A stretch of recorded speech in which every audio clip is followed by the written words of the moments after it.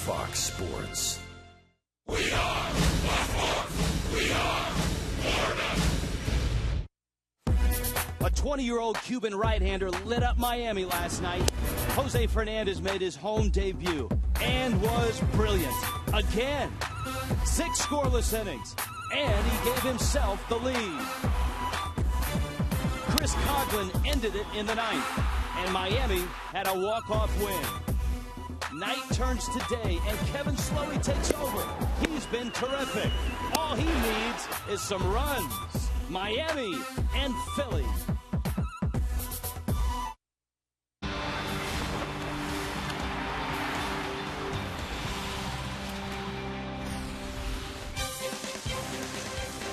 Gorgeous day in Miami today, and the finale of a 3-game weekend series.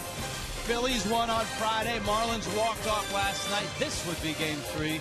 This would be Marlins Park, and this would be a family Sunday at the ballpark. That means families and Little Leaguers, lots of them. 3,000 Little Leaguers have paraded around the ballpark, and they're ready to watch this one. Rich Waltz along with Tommy Hutton. Well, partner, last night the Marlins finally got a win here at home, and it wasn't easy. They didn't score a lot of runs, but the way they did it had to be pretty uplifting. Yeah, the way they did, there was a lot of energy here at the ballpark. A lot of that supplied by a 20-year-old, Jose Fernandez. And you see all those Little Leaguers, you think back, wasn't too long ago that he was a Little Leaguer. Now they need to keep that energy alive, keep it going, and try to score some runs for Kevin Slowey. The one constant for Miami this year has been great starting pitching, and Kevin Slowey, of all people, has been one of the guys to supply that. It's a great comeback story. You know, it really is, and while you were talking about it, I was thinking the old Beatles song, he could change the lyrics. All I need is runs. That's all Kevin Slowey needs. He lost 2-0 to the Braves. His game with Washington, the score was 3-0. He has been in the strike zone. He works quickly. The defense loves playing behind him, but the run support just hasn't been there. He hopes to get some of that today. One of the burning questions around Major League Baseball in these first 2 weeks, what is up with Roy Halladay? And I guess we'll get a chance to look at it today. His first 2 starts have not been good ones. I'll tell you what, very important for the Philadelphia Philly organization to see about Roy Halladay today. But if you look at his first 2 starts, look at that, 12 hits. He's given up the long ball. He's hit a batter. He's thrown a couple of wild pitches. You're talking about a guy who's won 2 Cy Young Awards and a guy who's gone 24-9 against the National League East. Where he's misfired, from what we've been told, he's just not in the strike zone with good pitches, quality pitches, hitting in spots. That's where he's had trouble. Well, he's always pitched well against the Marlins. Remember, of course, had a perfect game against the Fish 3-4 years ago. So it's the Marlins, it's the Phillies. We'll keep that pitching theme going. We talked about starters. When we get back, Craig Minervini and Jeff Conine will talk about the bullpen, which has had a very good week.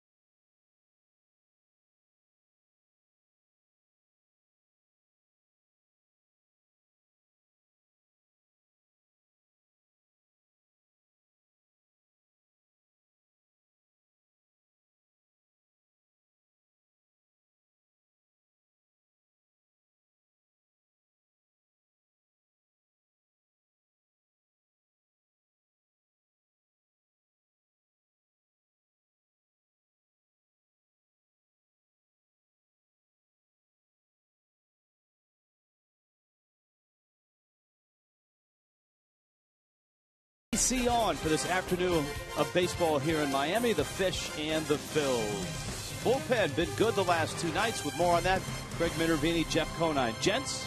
Thank you, Rich. The Marlins have leaned on their starters for much of this season, but it's nice to see the bullpen picking up, especially either if the lead is slim or to keep the game tied like last night and they wound up winning the game. Yeah, you know, the bullpen has pitched very well this week. First week they posted an 8.1 ERA, 3.3 this week. So things are turning around. They got some great arms out there, including Mike Dunn. You got a 95-plus mile-an-hour fastball from a lefty. Very effective last night. A.J. Ramos, this guy was a stellar star in the Marlins minor league system last year, posting some ridiculous numbers. And Steve Cishek had a couple rough outings to start off the season, but the last couple times out has shown his old self. John Roush, another good veteran bullpen guy that was added to this roster this past spring. And you know what? Very, very capable arms down there. Ryan Webb, very capable arms down there. I think they just need to get in the groove. The sixth fewest innings pitched out of this bullpen because the starting rotation has done so well. You see the numbers over the last night against Philadelphia. A.J. Ramos, kind of a hard luck earned run there with a botched double play that would have been an easy end of the inning double play, but ended up getting an earned run out of it. You know, the good news here for the Marlins is they're going to hit better than what they've been showing here. They showed some signs at spring training. They're going to pick it up. They don't have to be explosive, though. If they can get the kind of pitching they're getting, they should pile up some wins. Yeah, I mean, just, you know, we're talking 3-4 runs a game here would do an immense turnaround for that record. And with the way the starting pitchers have been pitching, remember we got Evaldi and Hernandez are coming back too, which might be a big boost for this starting rotation. Absolutely, Jeff. I will look for you on the post-game show. Right now we're going to look for you next to watch Marlins and Phillies. Game 3, the series is at stake. Interesting matchup. The righty Kevin Slowey and the righty Doc Holliday next.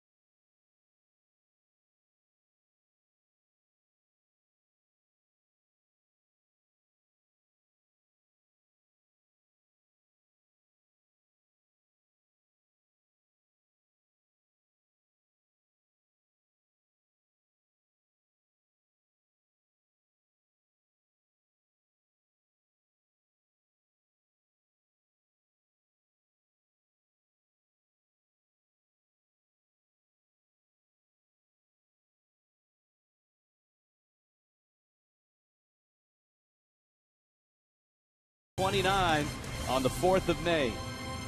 And Slowey will be facing this Phillies lineup. The Phillies coming at 5-6. Speedy Ben Revere leads it off. Versatile Freddie Galvis gives Jimmy Rollins a day off.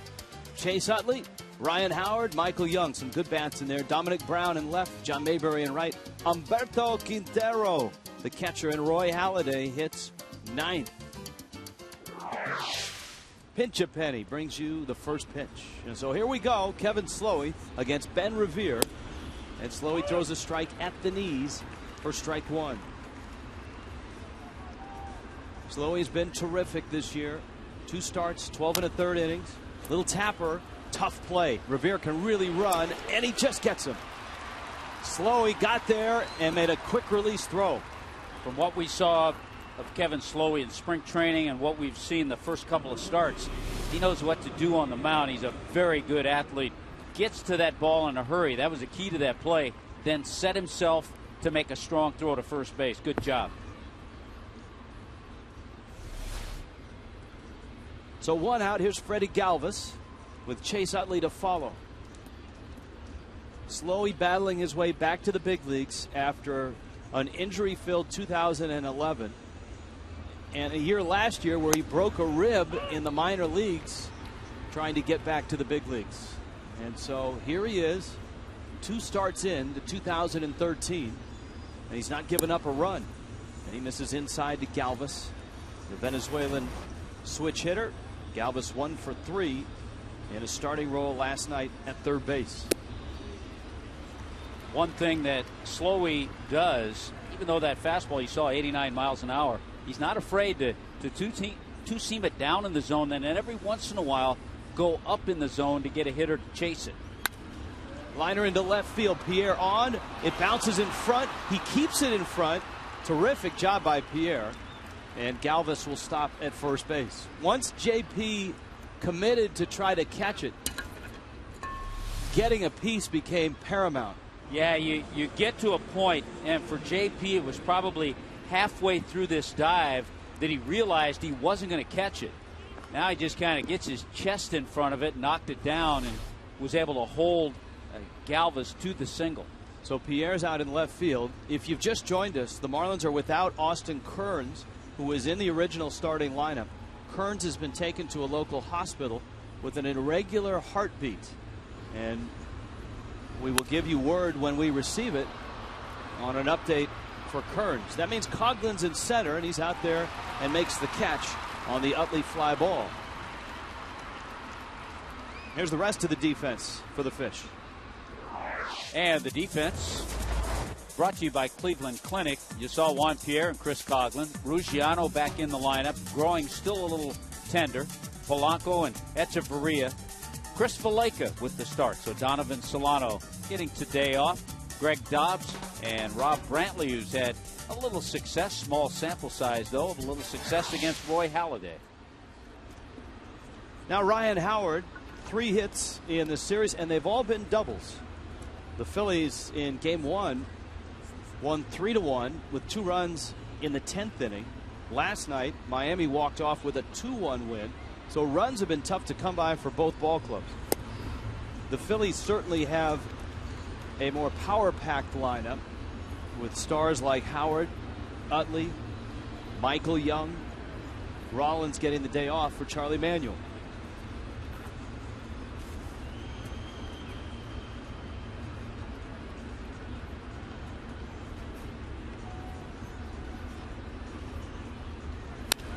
Howard lines it right field. Ruggiano will play it on a hop. Galvis around second, on his way to third base, and he'll get there easily. Howard swinging the bat well right now. 4 hits, and all of them have been hit well in this series. Yeah, you want him to kind of roll over and hit a ball into the shift, but when he gets a little lift and gets it in the air, and with Ruggiano playing deep, easy for Galvis to go first to third.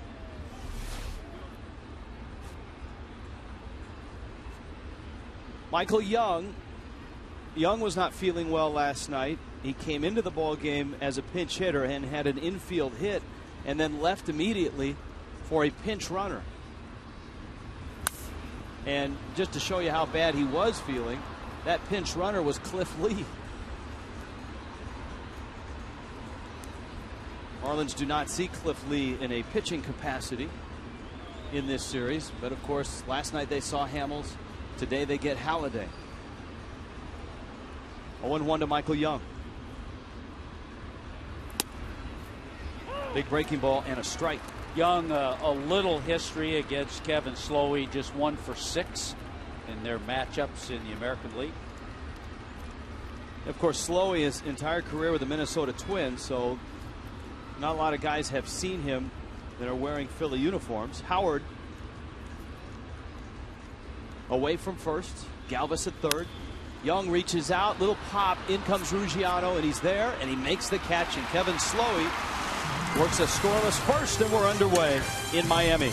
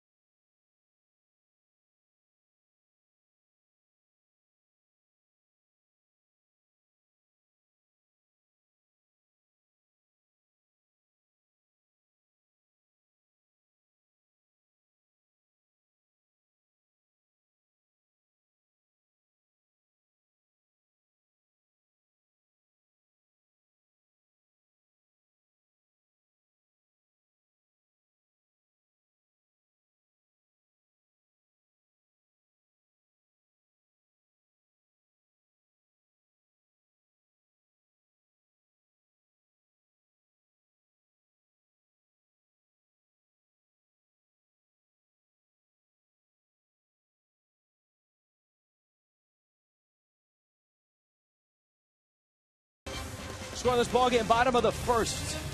The Marlins and the Phillies. Roy Halladay and the Fish.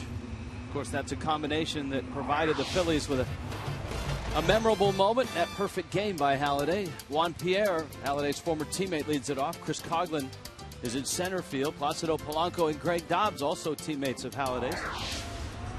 And the first pitch to Pierre is down low with Ruggiano in right, Brantley behind the plate. Chris Valleca getting a start at second. Adeiny Echeverria at short. And Kevin Slowey in the 9 spot. Here's Halladay, determined to turn things around at 36. And Pierre thought it was low. It's a called strike. 406th game, Tommy. He's looking for career win number 200. Pierre off the end of the bat, drills it left field. Brown is there, and he makes the catch. All right, we already saw the Marlins defense. How about the Phillies this afternoon? Brought to you by Cleveland Clinic. Dominic Brown, Ben Revere, John Mayberry Jr. with the start in right. Young and Galvis, Utley and Howard. Humberto Quintero, saw him a lot of years with the Astros. And boy, when you look at those numbers of Roy Halladay, they just don't size up. And it's an interesting lineup for the Marlins. You have 3 of the first 4 hitters, former Phillies. Chris Coughlin, not one of those. Coughlin ended things last night with that chopper to second, which ended up being scored as a hit. And it drove in the winning run, and Halladay misses low and inside. Halladay, in his heyday, Tommy, and we've seen him more than most, able to command both sides of the plate with that cutter. And that's one of the issues, not only this year, but really last year as well. Coughlin barrels it up and hits it hard, but Utley's there, and he throws to first in time. There are a couple of thoughts on Roy Halladay. The detractors will say a lot of innings in that arm. He's going to be 36 May 14th. Others will say, even with the stuff he has now, they'll compare it to a Tim Hudson. And certainly successful Hudson has been and still is with the Braves. So I think if he doesn't have the stuff that he used to, he can still pitch and be successful. He's smart enough to do that. Here's Polanco, and he takes inside. Polanco, a couple of hits in yesterday's ball game. Polanco at 333 with 4 RBIs. Time called. Guccione running out from behind home plate. And Halladay may have gone to his mouth while on the rubber, I'm not sure. Or Guccione was just letting Roy know that he was working a little too fast, and Polanco was calling a timeout.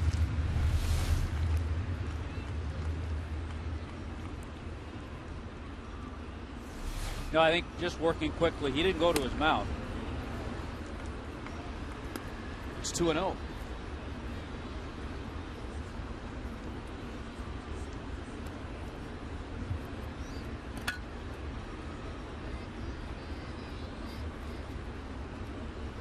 You know, it kind of started last year, Tommy. Halladay was rather human with an ERA of 4.49 and an 11-8 record. That was his highest ERA since back in 2000. And that was the year with the Blue Jays where they sent him down to the minor leagues, and Mel Queen straightened him out, taught him the cutter, and really turned his career around. 3-0 pitches right down the middle. Well, we talked about all the innings from 2002 through 2012. He's thrown more complete games than any pitcher in the major leagues. Polanco sprays a ground ball that Howard picks up, and Halladay works a rather uneventful first inning. Scoreless through 1 in Miami.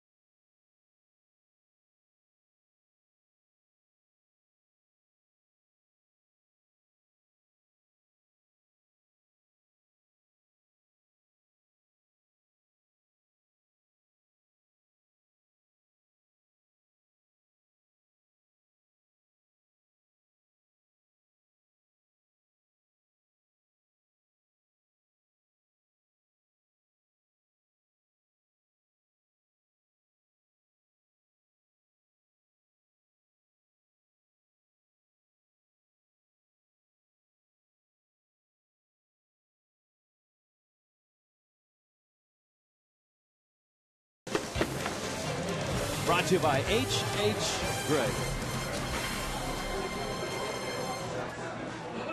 Got a little pork sandwich going on. In the second, Kevin Slowey. Dominic Brown stands in and fouls it back. Slowey, much like Roy Halladay, likes to work quickly.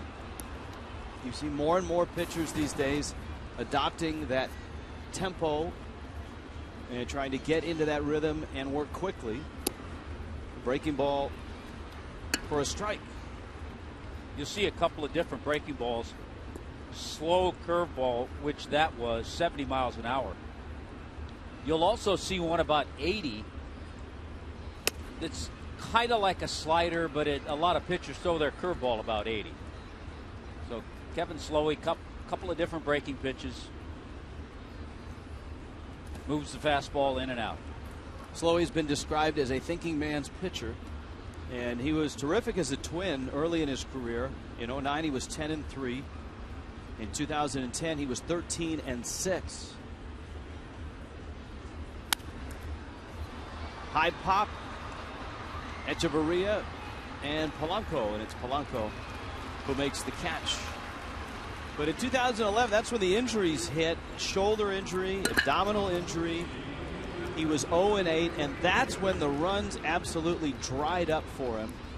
His ERA was high, but the Twins weren't scoring him any runs, and that's amazingly continued after a year absence from the big leagues. The Marlins aren't scoring him any runs.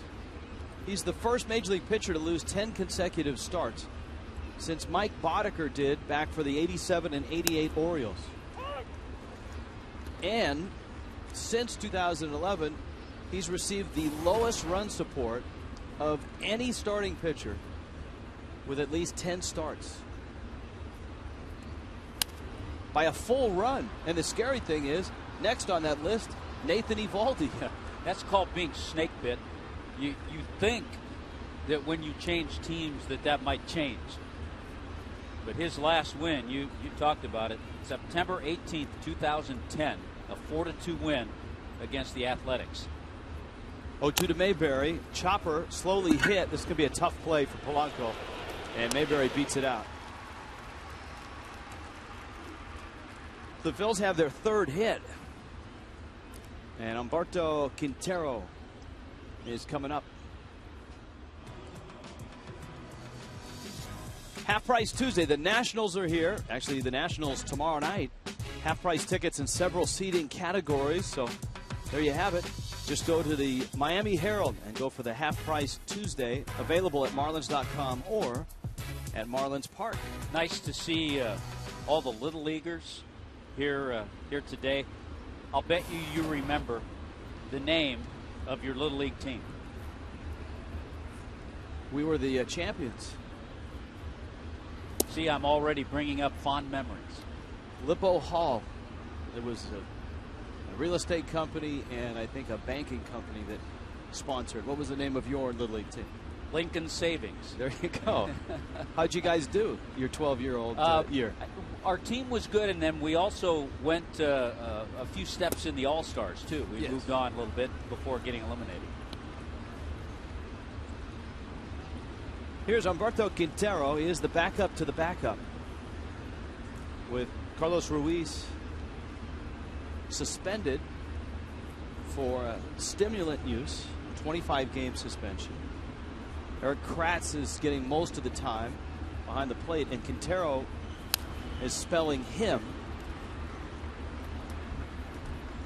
This is game number 12, so what, 13 games until Chooch is back with the Phillies. Mike Redmond knows the role quite well. Speaking of backup catchers, the Washington Nationals have called up, appropriate timing, Jonathan Solano.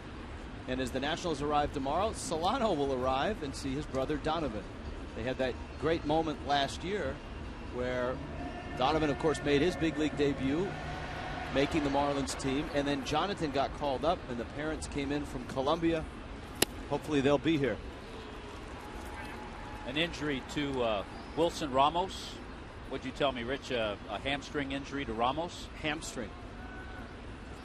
Jonathan Solano is hitting quite well in AAA. He was hitting .314 with a couple of home runs.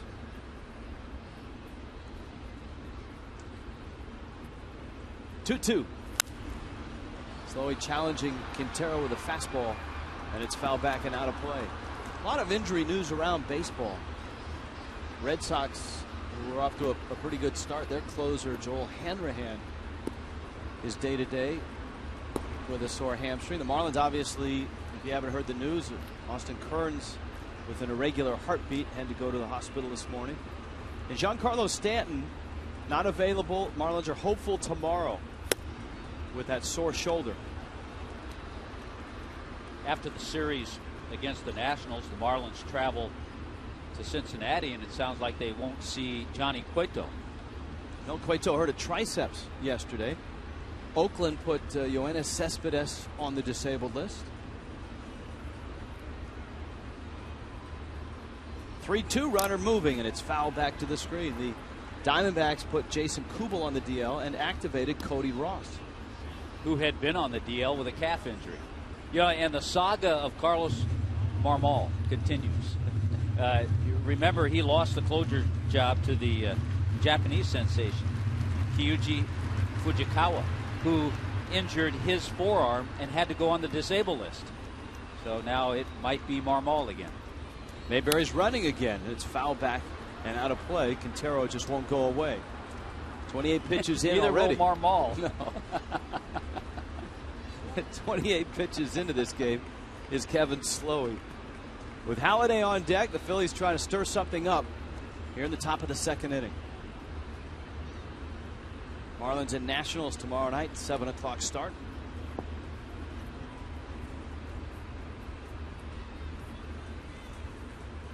Runner goes, swing and a miss. The throw down is in time. Terrific throw by Rob Brantley and a double play. A strike him out, throw him out. And the inning ends out at second base. Scoreless in Miami.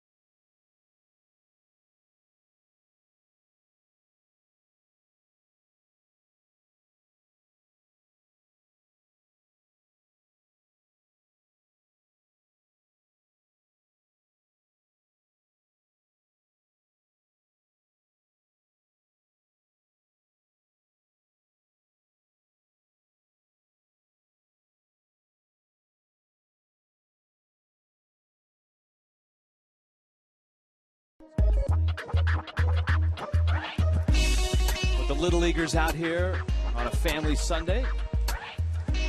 Bright, sunny, warm outside, nice and cool inside. And a scoreless ball game at the bottom of the second in Miami. Rich Waltz along with Tommy Hutton. AT&T U-verse, every ball game brings you our social media poll. Does Roy Halladay have more Cy Young stuff left in his tank? Cy Doc yes on the hashtag. Cy Doc no. If anybody can reinvent himself and figure it out, it's this guy. Nobody works harder. Nobody is more determined. Dobbs. And I know even guys in Marlin uniforms Dobbs included, have incredible respect, having been a teammate of Halliday's and seen how hard he works. Yeah, I had a great conversation before the game with Juan Pierre about that, who was a teammate of Halliday's. And, of course, it's legendary how both arrive early to camp in spring training. And JP said if he got there at 5:50, Doc would get there at 5:45. And he said, finally, he said, I just gave in because I knew he was the starting pitcher and really only had to take the field once every 5 days. So I said, I let him have that. He said, but I have a lot of respect for Roy Halladay. 1-2 misses outside. Halladay, I mean, the resume is just incredible. A pair of Cy Youngs in 2003 in Toronto, 2010 with the Phillies, the perfect game against Miami, the no-hitter in the postseason in the division series in 2010 against the Reds, game in which he walked just 1 and struck out 8.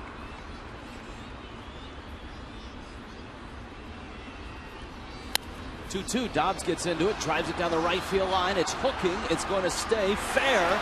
Bounces up against the wall. Dobbs trots into second with a double. There's one guy that has had a tremendous amount of success against Roy Halladay.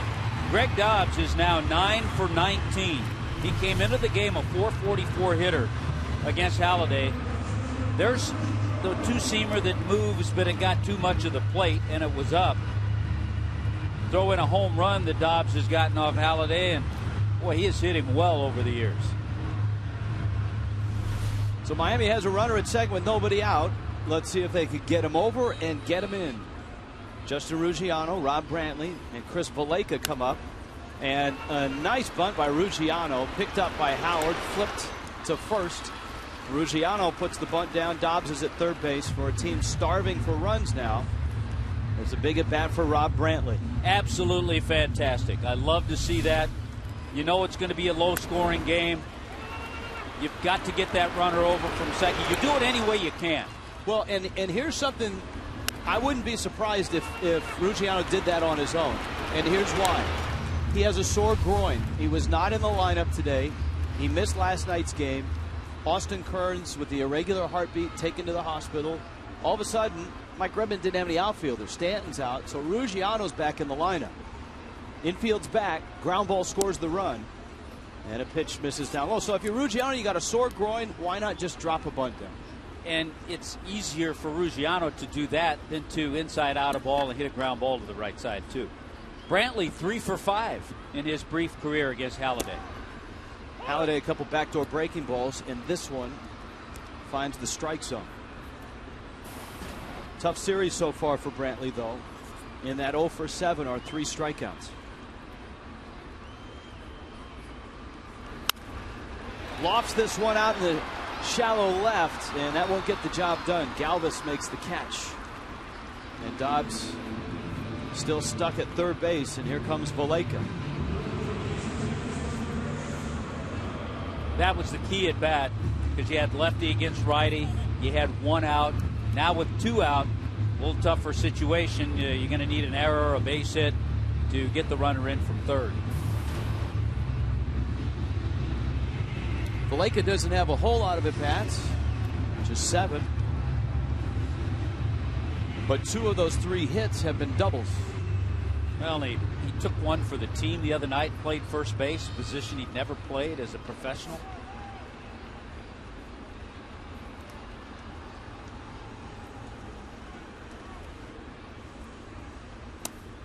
Halladay misses in. Chris Guccione is calling balls and strikes with Tom Hallion at first base, Phil Cuzzy at second, and Ron Kulpa, who worked home plate last night, he's at third base. Halladay's given up the Dobbs double, and that's it so far. Quintero boxes that one around, and it's 2-0. If we were to make an assessment early on in watching Halladay, you don't see the sharpness and the velocity of the stuff that he used to have a couple of years ago.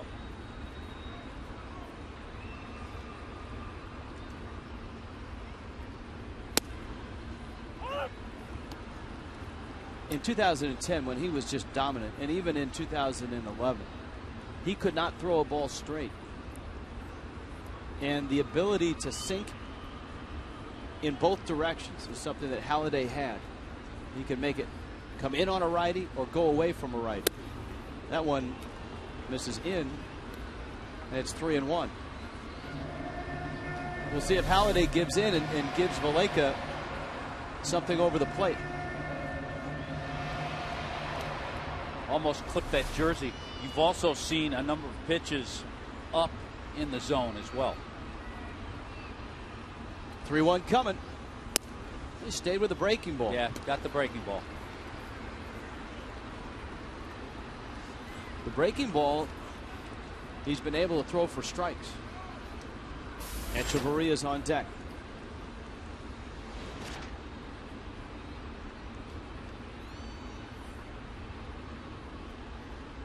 Three-two.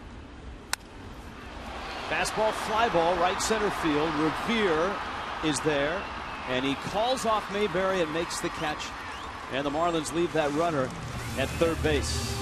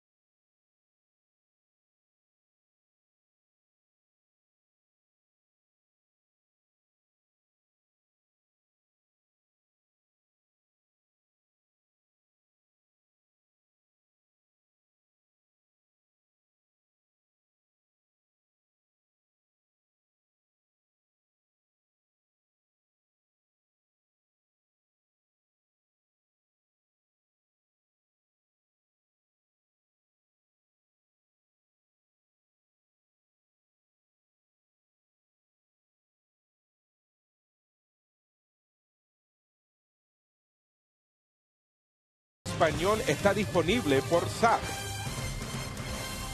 This is shaping up to be just like the first two games of the series, with the runs scarce, pitching good.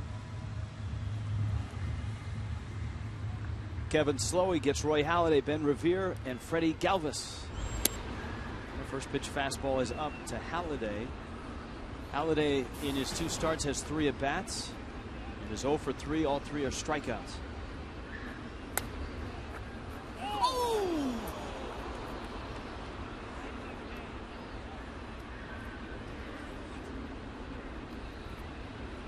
Halladay concerned. You can see him looking up into the seats, and let's hope everyone is all right as that ball went flying up into the seats above the Phillies dugout.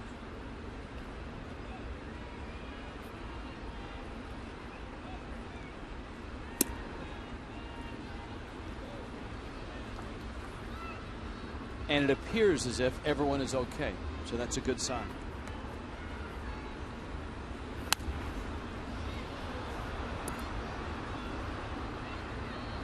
Sometimes a souvenir will leave a little bruise. Sometimes a souvenir is very easy.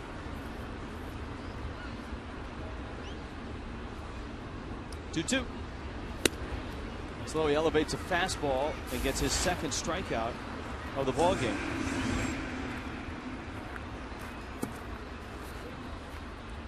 The other trend that continues here is that Kevin Slowey is pitching well, and Miami has not scored a run for him yet.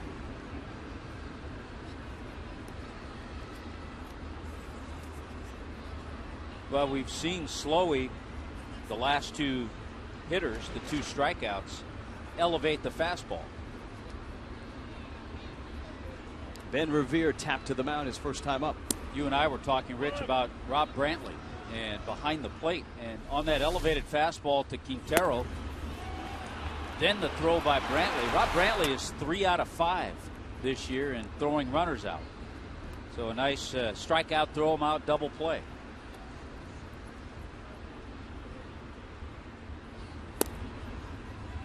Strike to Ben Revere. The Mets got some interesting news today. They have booked a return trip to Minneapolis for Monday, August 19th. So they decided not to play in 30-degree temperature. With light snow and frozen rain. Liner is out of play. So they called that game. Twins announced the decision about 4 hours before the start of the game. The forecast called for rain and a high of 38 degrees, but you're right, it was snowing at the time. I think in May, you know, that fan didn't have to pay too badly for a souvenir. I think sometime in May the Yankees have to go back to Cleveland and play a doubleheader because they had a couple of games rained out. Just like Spinal Tap. Here's the 2-2. Little tapper, another one. Revere runs so well, he's going to beat this one out. Ben Revere doesn't have a lot of pop, that's for sure, but he's got plenty of speed, and if he just puts it in play, and especially if he doesn't get much on it, it's a real tough play for an infielder.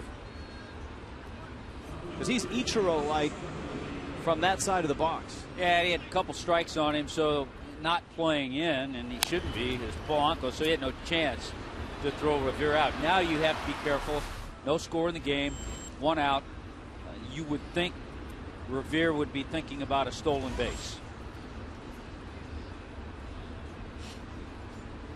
Revere 4 stolen bases. The Phillies lead baseball with 10 stolen bases so far this year. As we talked about last night, that influence of Davey Lopes is still present. They still have a terrific percentage of success.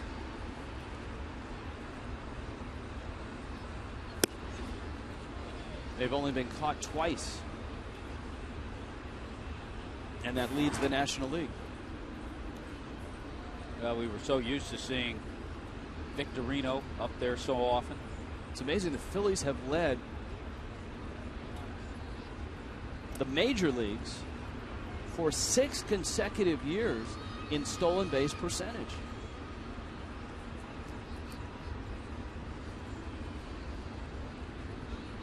And that's a record. No club, according to the Elias Sports Bureau, has done that.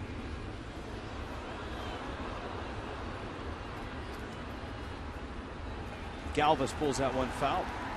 Freddie Galvis single back in the first. The Phillies had an opportunity in the first with base hits by Galvis and Ryan Howard, but Michael Young flied out to end the inning. Strike him out, throw him out, double play for Slowey to finish the second. And with 1 out, Revere still at first. Galvis pops it foul, and that's out of play. On a Sunday in baseball, where tradition is that used to be you'd open up the newspaper to look at all the averages, team averages, individual averages. Now, obviously, that's just a click of a icon or a button on your iPad or your computer. Throw to first, but it's still, Tommy, time to look around, take a breath, see who's doing what. Colorado is a really surprising team to me right now. Well, they've gotten Tulowitzki and Cargo have gotten off to good starts. They're 7-4. Atlanta finishes that series against the Nationals today. Atlanta's 10-1. Nationals 7-4. Slowey misses in with a fastball. Oakland finally lost a game to the Tigers yesterday, but they're 9-3. Bob Melvin, the manager of the year last year, has them playing well again this year. Yeah, it took Justin Verlander to beat him.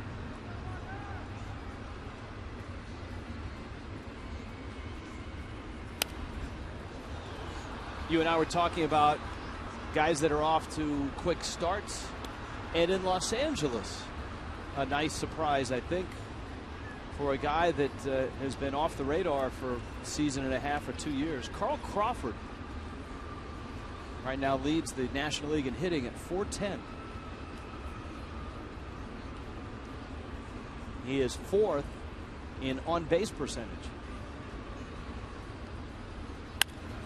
Liner into left. That's a base hit. And Pierre trying to cut it off. He does. But with Revere's speed, he'll get to third. And the Phillies are set up now at the corners. And the big bats are coming up with Utley and Howard. Good battle by Freddie Galvis. And a good job by Juan Pierre to cut that ball off. That's a whole lot of trouble if it gets through the gap.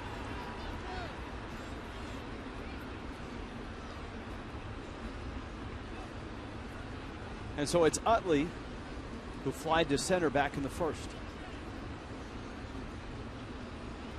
The Reds have the two best hitters at getting on base. Joey Votto at .519. Shin-Soo Choo's having a real nice start to the season. He's on it at a .473 clip, and he's been in the leadoff spot for the Reds. Justin Upton leads in slugging. That might be two. Echeverria takes it himself and gets the double play. Slowey with another double play. This one tailor-made. And the right-hander out of Pittsburgh continues to put zeros up.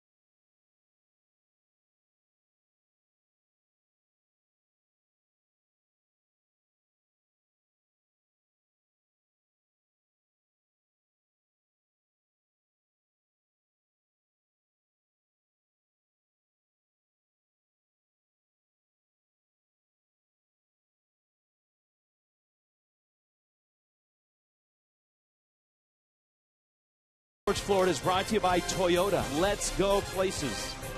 By AT&T, the new wireless receiver from AT&T Uverse. Visit AT&T.com/freeyourtv. Rethink possible. And by Just for Men Auto Stop Foolproof. Gray is over. It's terrific shots. Downtown Miami on a Sunday. Roy Halladay, Kevin Slowey, scoreless game. Adeiny Echeverria up there right now. He's cooled off a little bit and takes a strike. It's 0-1. Though last night he did have a triple.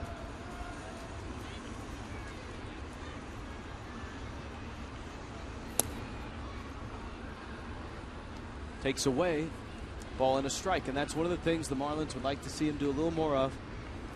Be a little more selective. And then drive a ball into right field. And then do that. Not try to jack the ball out of the ballpark every time. So Echeverria with a leadoff hit, and that works out nicely with Slowey coming up. I also liked his decision on that double play to take it himself. Just nice swing, pitch out over the plate, but again, a pitch up. A lot of pitches up from Roy Halladay this afternoon.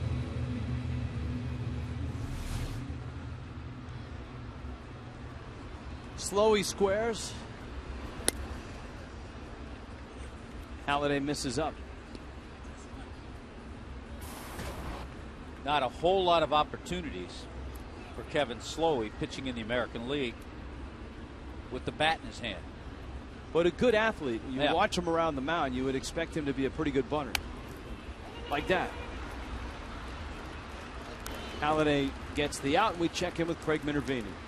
Yeah, speaking of bunting, Rich, talk with Juan Pierre today, and since he came into the league back in the year 2000, no one's had more bunt hits than his 205, but he has not added to that total yet. He's 0 for 4 in hitting for bunt attempts so far this year. He has had a couple of sacrifices. He says there's a couple of spots that he really likes. Most of his bunts will be to third.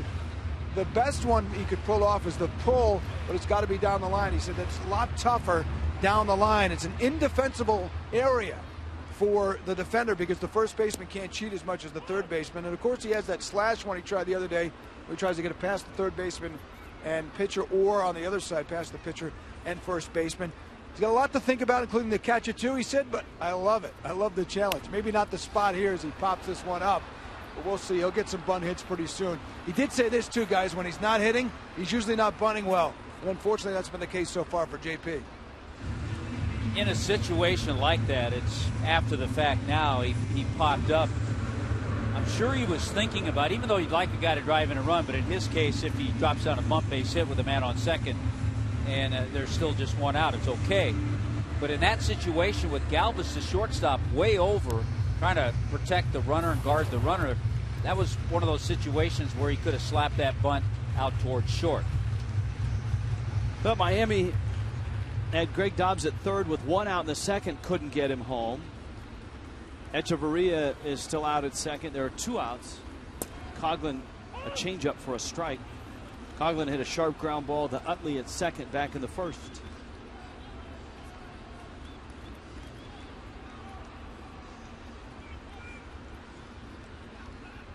Halladay steps off.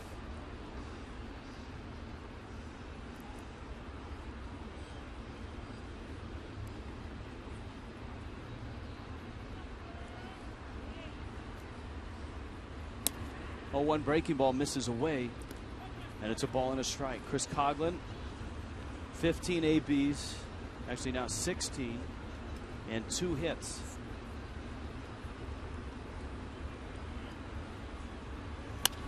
Pulls a ground ball. Utley slides, bobbles, and recovers just in time to get Coughlin.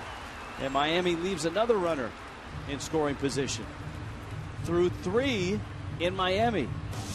The Phillies and the Fish scoreless.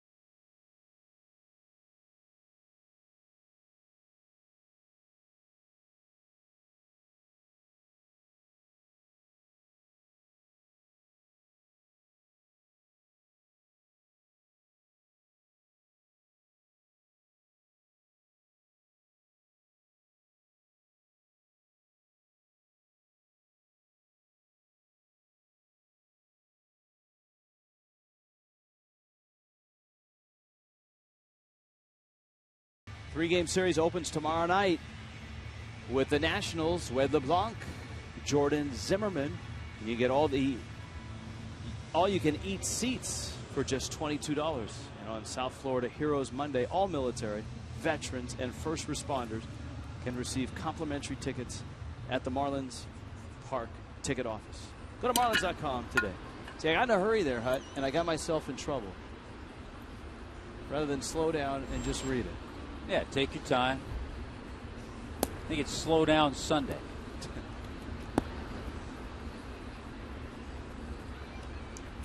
Ryan Howard, Michael Young, Dominic Brown. Fourth inning for the Phils. Howard again strokes one into right. Ruggiano there, and he makes a nice catch just below the knees. You can see that Ruggiano, he's moving, and he's doing it under control. He did it on the ball that Young hit in the first, and he does it here with Howard, trying to make sure that he doesn't further injure that groin.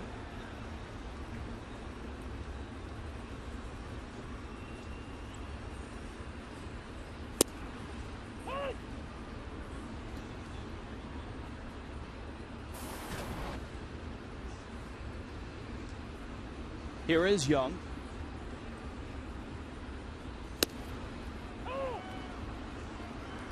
Phillies looking for offense.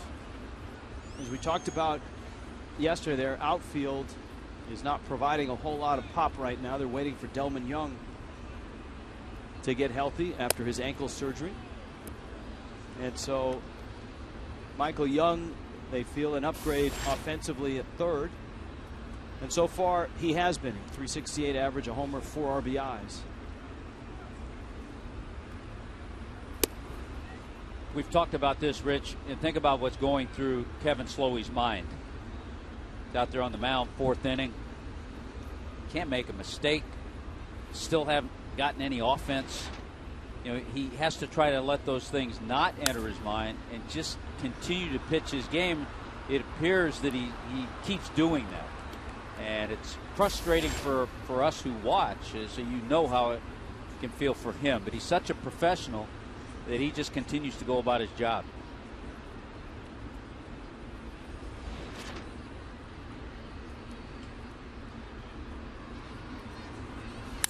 Breaking ball, Slowey knocks it down, gets to the back of the mound, and throws Young out. Speaking of continuing to get it done, Evan Gattis has an RBI double, and the Braves are off to a 3-0 lead in Washington. Boy, they're taking it to the Nats in that series. First matchup for them all year.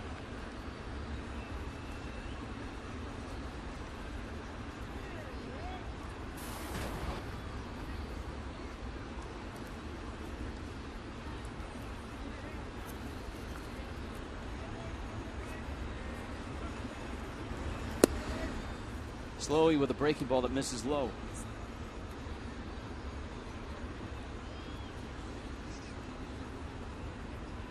Dominic Brown popped out.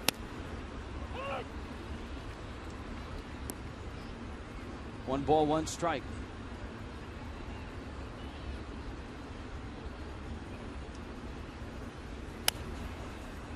One of the things that you watch Slowey, and we've talked about this with Jose Fernandez, the influence of Japan. Orlando Chinea, his coached in Japan. Slowey kind of has that hesitation right there that a lot of Japanese pitchers have. Going back is Valleca, and he makes the catch. And Slowey goes 1-2-3 here in the fourth. Scoreless ball game.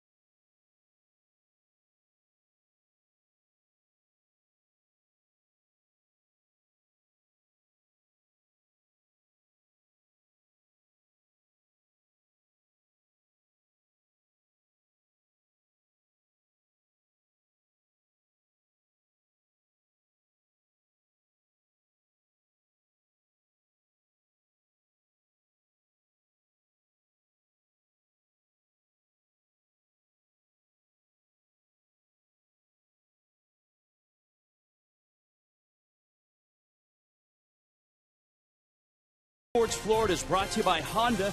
Visit your Honda dealer for great lease and finance deals on fuel-efficient Hondas. And by Checkers. Feast on.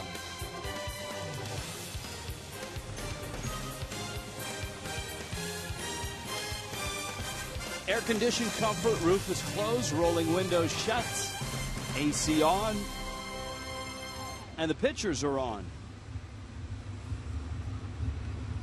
Roy Halladay and Kevin Slowey. Yeah, we've had a few different looks here on this homestand. We had a number of games with the roof open. We had a couple of games with the roof closed and the rolling windows open.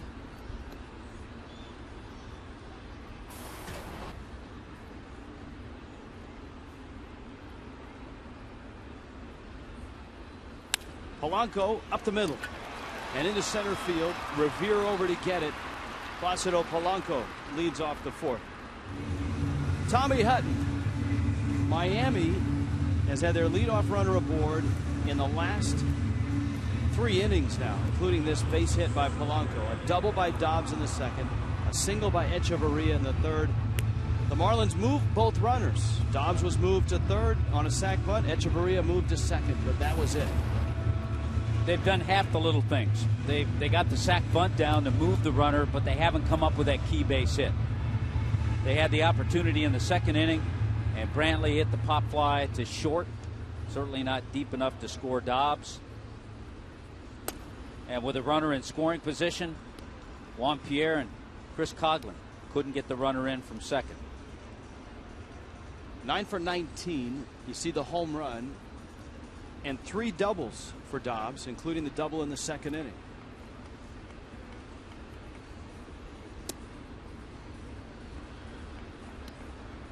And I think you get to certain parts of the lineup, and certainly Mike Redmond has to do this. He knows he doesn't have a whole lot of production. So in this case, with Dobbs up, who has had good numbers against Halladay, you don't look for a sacrifice bunt. Dobbs bangs that one to left field. Dominic Brown is over, and he makes the catch. Polanco retreats to first. This copyrighted telecast presented by the Authority, the Miami Marlins, may not be reproduced or retransmitted in any form, and the accounts and descriptions of this game may not be disseminated without the express written consent of the Miami Marlins. Ruggiano, he had the sac bunt back in the second.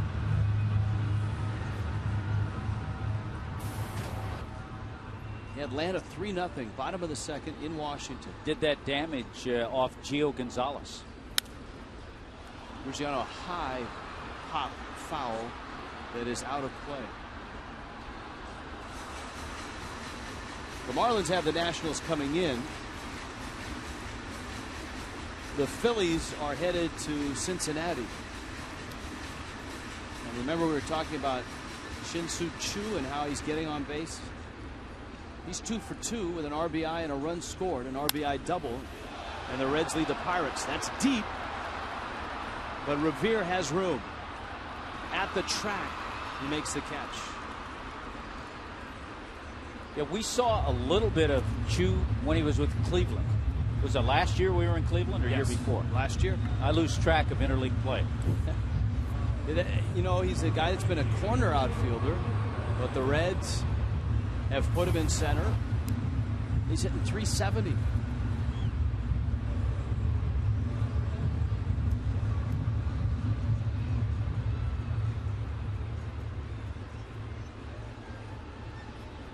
Brantley now. Brantley had a key at bat in the second. Halladay got him on a soft pop in the shallow left with 1 out and a runner at third.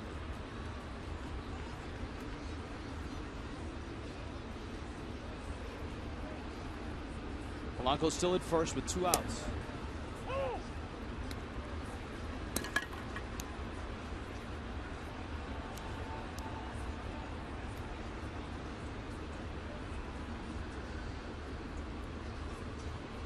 Oh, 2. I think he went. He did. And he strikes out. And so Brantley's struggles continue. 0 for 9 with 4 strikeouts in this series.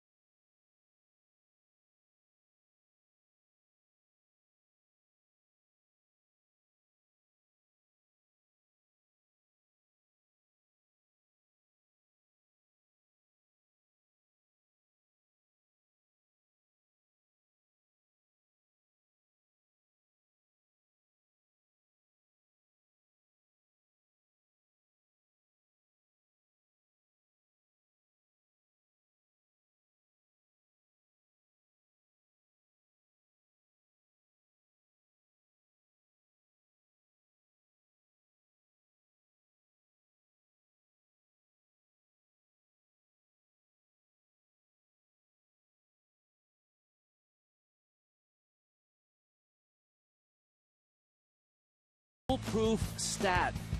First 2 career starts, most strikeouts in Marlin history. Jose Fernandez at 13. Chuck Smith, who could forget the magical start of 2000 for Chuck Smith? How about Scott Olson in 2005? Chuck Smith was one of those energy guys. When he took them out, you just had that feel when he went out there and pitched.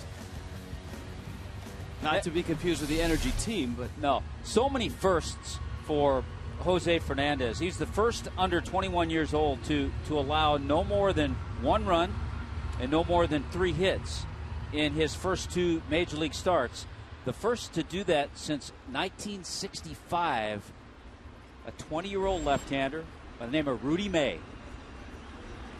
We had a chance before the ballgame to talk to a variety of people, scouts, writers, and they were all extremely impressed. And the people that we spoke with have seen both of his starts, New York start and here. And it counts 1-1. John Mayberry, Humberto Quintero, Roy Halladay. In the 5th, Kevin Slowey just keeps on rolling. And a big breaking ball for a strike. All 3 games of this series now, the first 4 innings have been scoreless. Both sides. John Heyman of MLB Network and CBS Sports saw both starts, extremely impressed. A couple of things that stand out when you talk to the writers or the scouts that have seen him the 2 starts. The ease at which he throws 96, the movement that he has, the fact that he'll go 92, 93, and then when he needs 96, he'll go ahead and use it. Chris Guccione, the home plate umpire, called that a swing, and from the side view, it looked like one. So Mayberry strikes out. 3 strikeouts for Slowey. It has to really be interesting, too, if you're Mike Redmond watching Kevin Slowey. We've talked about their past, the fact that Red caught Slowey's major league debut and then caught Slowey 11 times in the big leagues.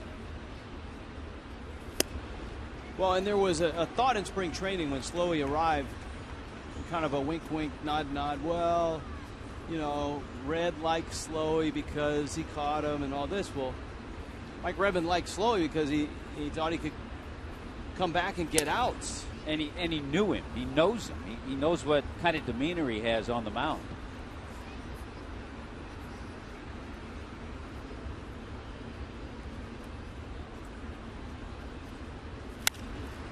In the air, well hit. Coughlin racing for it, won't get it, and it's going to bounce off the wall. Chris plays it back in quickly, but Quintero has doubled. The Phillies have had opportunities just like the Fish. Out over the plate is a pitch that Quintero can get to right now. It struck out on a fastball up and in, but yeah, you're right. The Phillies in this series are 4 for 21 with runners in scoring position.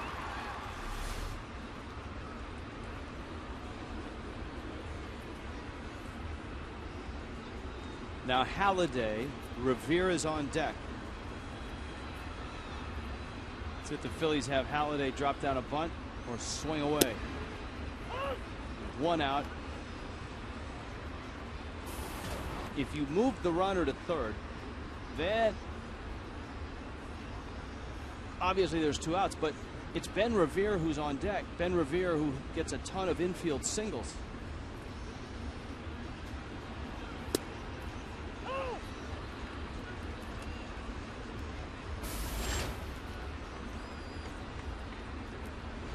Counts 0-2. Halladay is 0 for 4 this season, and all 4 have been strikeouts.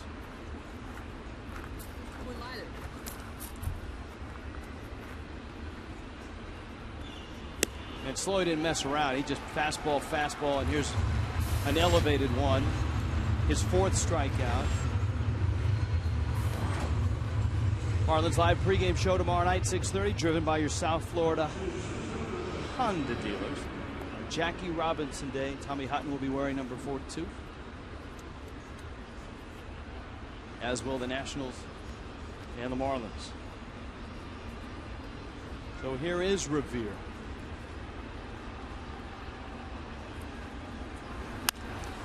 And his ground ball stopped by Polanco on his feet. And that's why you think about bunting Halladay with one out. Revere has 2 infield singles in the ball game. Quintero's now at third base. And there are still 2 outs. Yeah, plus Quintero doesn't run that well either. Great effort by Polanco. I think he knew he probably wasn't going to throw Revere out, but just to get to the ball, and then he one-hops it over there by design, and that made it an easy play for Dobbs, and that also eliminated a possibility of throwing the ball away. Phillies have 7 hits already. Revere's at first. Quintero's at third. Slowey misses in to Galvis. Galvis has 2 singles.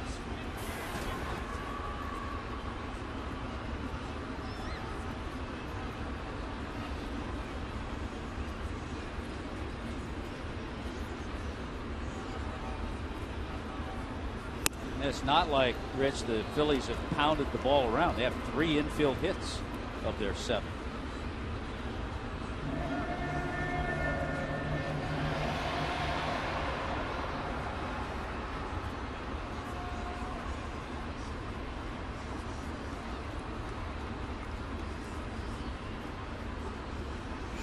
Runner goes, rifled foul.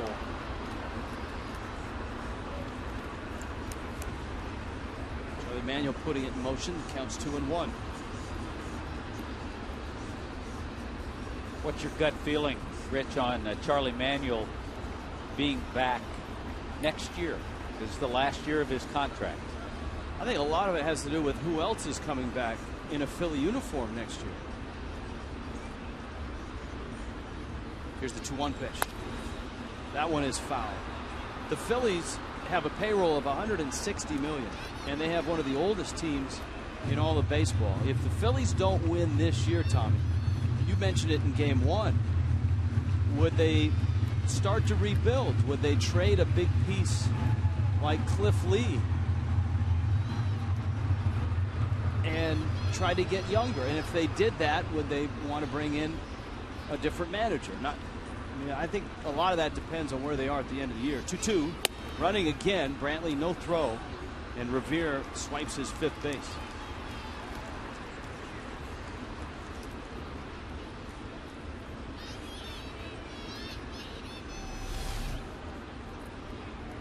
Good jump, no chance, no sense taking a chance. So Brantley with the pump fake.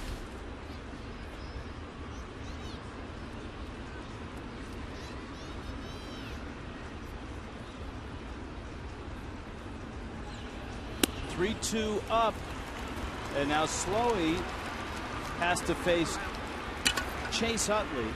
Twice he's been able to get Utley with runners on, but you keep bringing Utley with runners out there, and the bags are loaded, and you're asking for it. It's one of those crazy situations. You had Galvis up there, who, even though he has a couple of hits, you would have rather seen Slowey go after him than face Utley, who doesn't have a base hit today. But 4 career grand slams. Look at that, a .333 hitter with the bases loaded.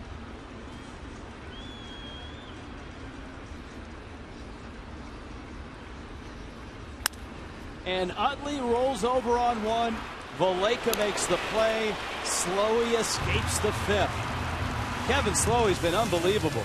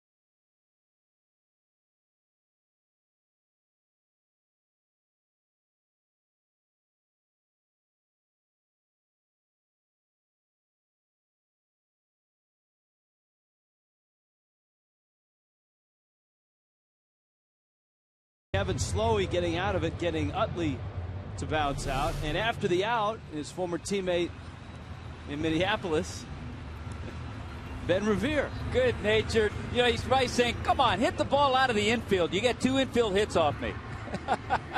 That's fun to see. A couple guys, they were teammates in Minnesota. Revere has 2 hits. They're both infield singles. And I'm sure Slowey was saying, come on, hit the ball hard. Maybe not saying what Zach Greinke said to Carlos Quentin. No. Voleka, Echevarria, and then Slowey against Roy Halladay. Miami's had their opportunities, and the Phillies have had chances, but no runs. Of course, like cold, hard fact.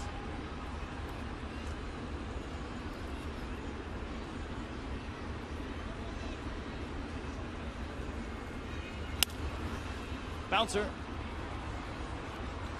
And it's foul. All right, here is that Coors Light cold, hard fact. For Roy Halladay, it's appropriate. He was born and raised in Colorado. 42 complete games from 07 through 11. Only the Angels as a team had more. He's the active leader right now. Harry Leroy Halladay.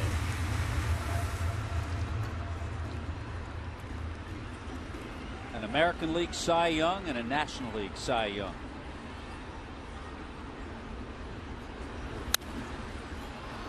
Voleka sends one out to right center field. And Mayberry is there, and he makes the catch. Going out here in the 5th. Go to any Wednesday Marlins game. Save up to 60% with the Chevron Crazy 8s ticket offer. Fill up at a participating Chevron to get $8 home run porch or $18 home plate box tickets. Visit your local Chevron or Marlins.com Chevron for details. Restrictions apply. Echevarria, single back in the 3rd.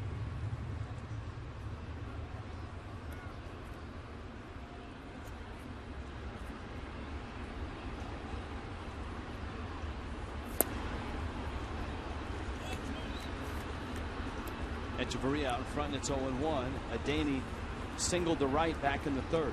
Etch saying to himself, I haven't seen that changeup before.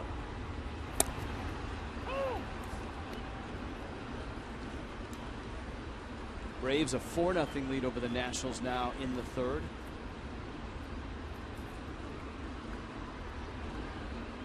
And the Reds 4-0 over the Pirates, top of the 3rd. Everything else in the National League just getting underway. Chopper out towards Michael Young. Sidearms it across.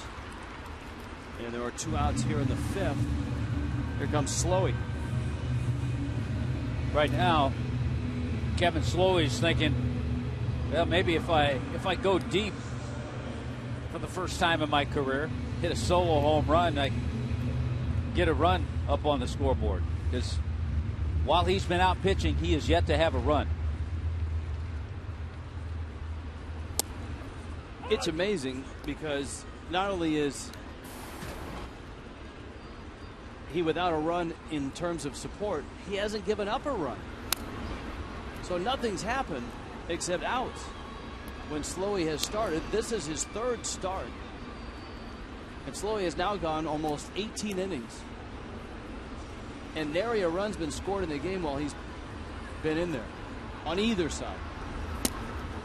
The last run that was scored for Slowey was a 2-run homer by Michael Kadire in 2011.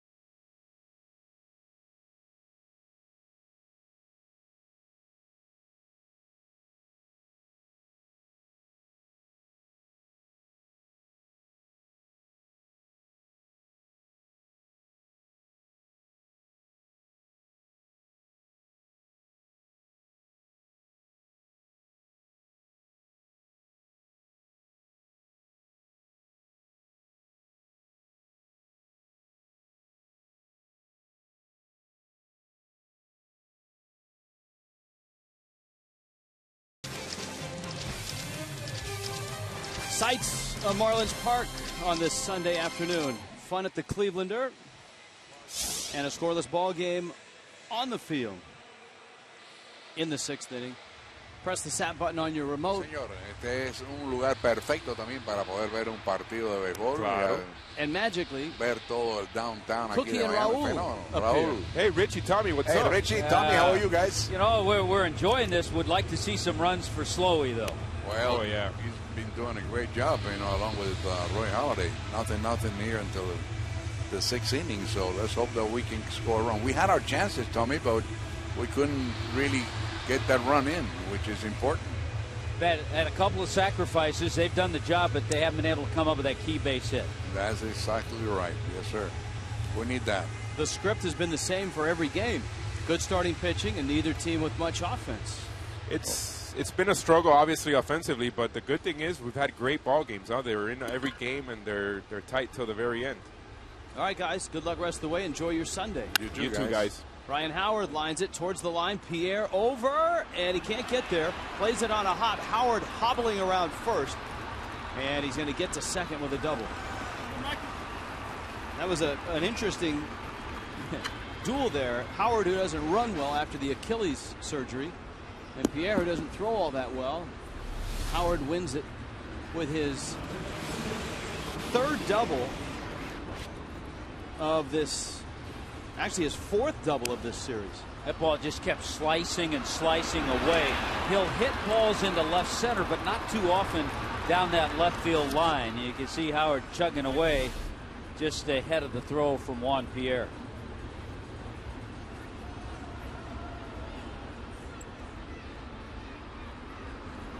Michael Young takes a fastball in the outside corner. Slowey pitched out of a bases loaded spot in the fifth. And now he's got a leadoff double to Ryan Howard.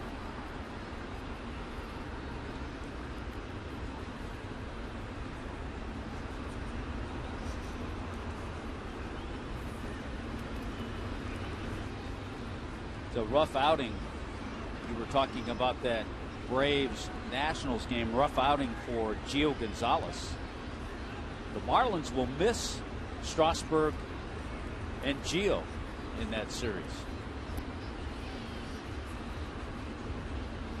And another rough game for Ryan Zimmerman. He's made his third throwing error in 3 games. And the first 2 were critical errors.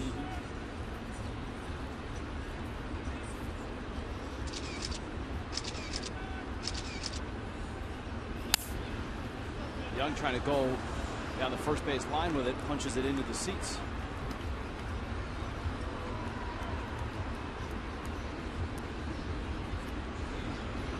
Cholula Hot Sauce Spotlight. Grew up a Dodgers fan. Played at University of California, Santa Barbara. Blue Jays took him in the 5th round.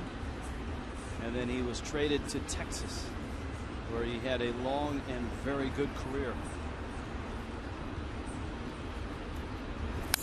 13 years with Texas. I'll tell you another little interesting note on Michael Young.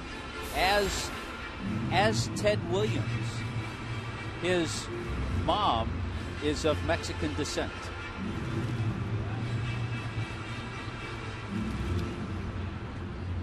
I thought you were going to say he liked to fish. Maybe that too.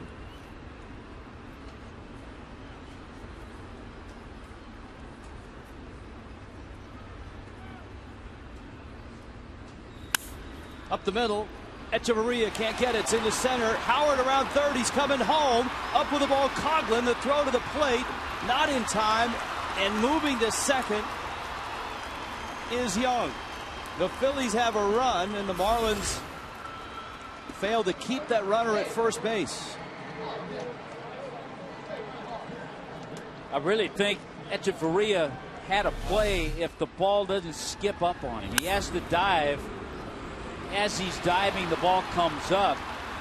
I actually thought Coughlin had a play. The throw wasn't bad because there was a little hesitation on Howard's part as to whether he was going to come in and score. But then on the throw, alertly, Young, who's a very good base runner, takes second base. So the first run of the year against Kevin Slowey, the RBI single by Michael Young. And now Dominic Brown, John Mayberry, Humberto Quintero for the Phillies. There's nobody out here in the top of the 6th inning.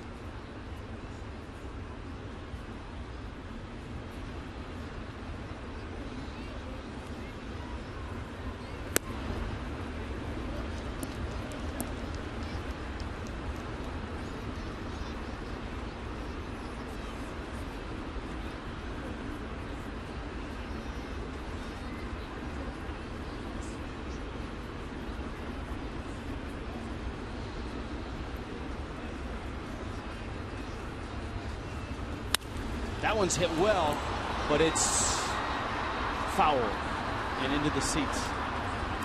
So Slowey's given up a run here. Marlins still haven't scored him a run. And the same was true against Atlanta. Slowey gave up a couple against Atlanta. He gave up just 1 run against Gio Gonzalez. His ERA a slender 2.19 coming in. Jam shot, Valleca. Let's check in with Craig Minervini. Craig?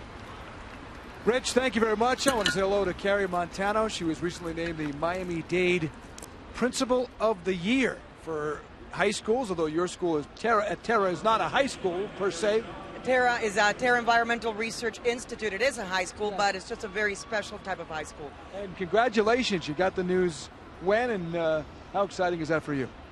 It's a highlight of my career. I got the news on Tuesday night, and you know, actually, yes, I did win this prestigious award, but this award really goes out to all the kids and all the parents and all the teachers that I've had the fortune to be with for the past 32 years. 32-year career. I know the students were pretty excited back at the Terra, huh? They sure were. They sure were. As a matter of fact, I know that I almost heard them, and certainly they were texting, and I'm very proud of them. They're a great bunch of kids.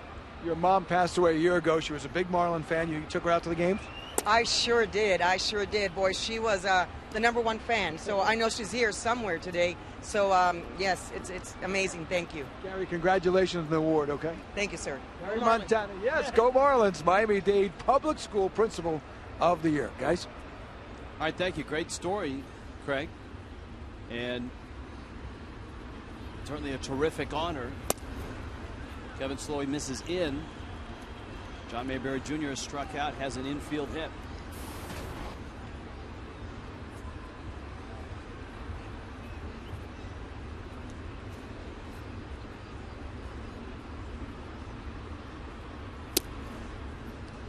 Slowey misses away. So Mayberry is aboard. Here comes Quintero, who doubled back in the 5th. This is where Slowey would love to get that ground ball. Quintero does not run well. He's had good news and bad news with Quintero this afternoon. He struck him out in the 2nd inning, turned into a double play on a nice throw by Brantley. But Quintero doubled off Slowey in the 5th inning.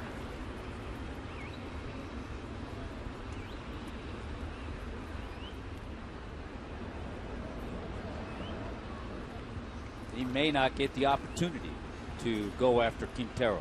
Mike Redmond on his way out in the 6th here. The Phillies have a run.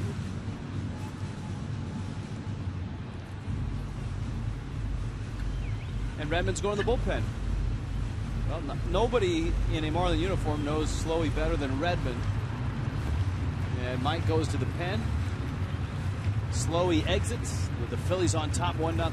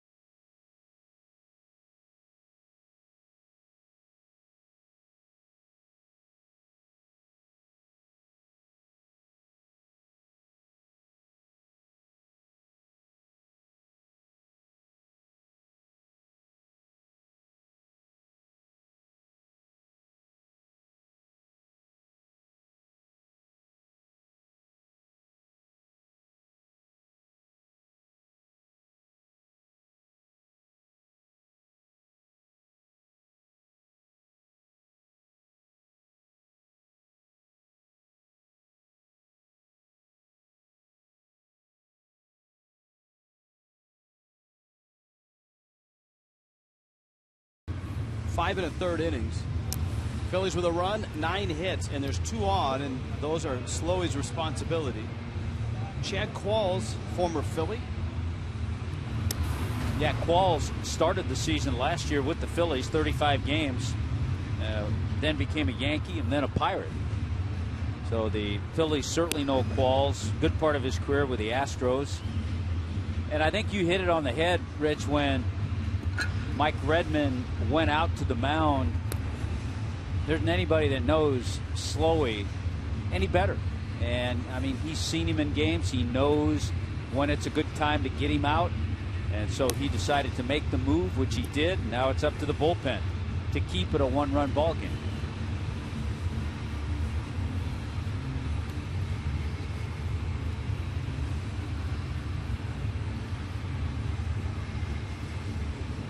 So here's Qualls with Young at second and Mayberry at first.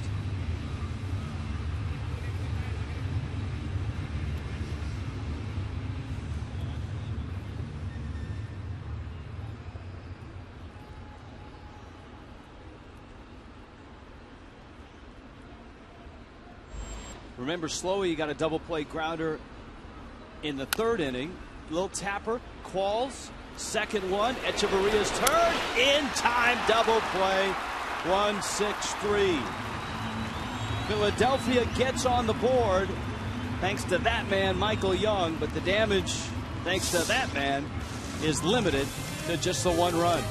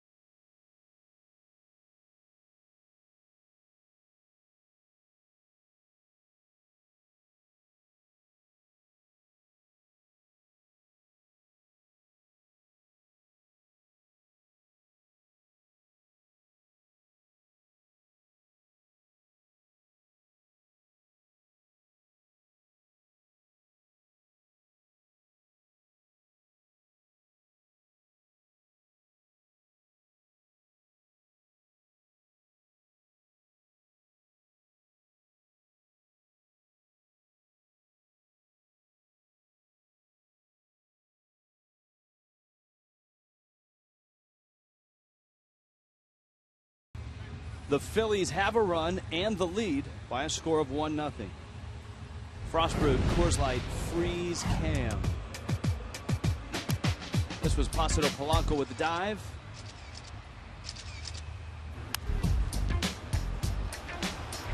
And the throw, but he was unable to get the out at first.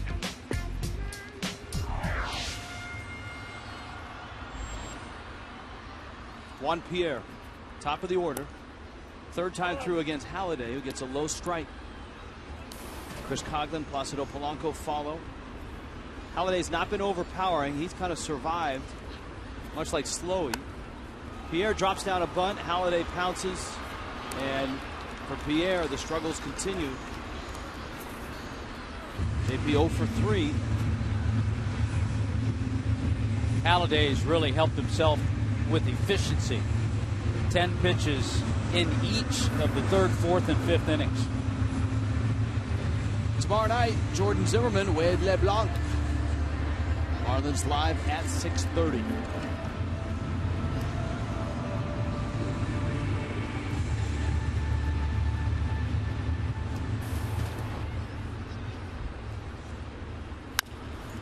Coughlin taps one to the right side. Utley gobbles it up. 3-4 threes in the books for Chris Coughlin today. And the continued efficiency of Halladay here in the 6th inning.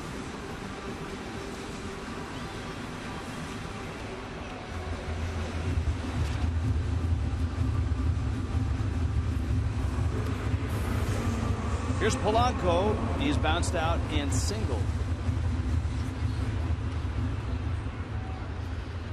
Miami playing today without Austin Kearns. Irregular heartbeat taken as a precaution to be examined. No word yet on his status. And Giancarlo Stanton out another day. Marlins are going to give it a go tomorrow and hope that the shoulder is well enough to play against the Nationals. Love to see him back in the lineup.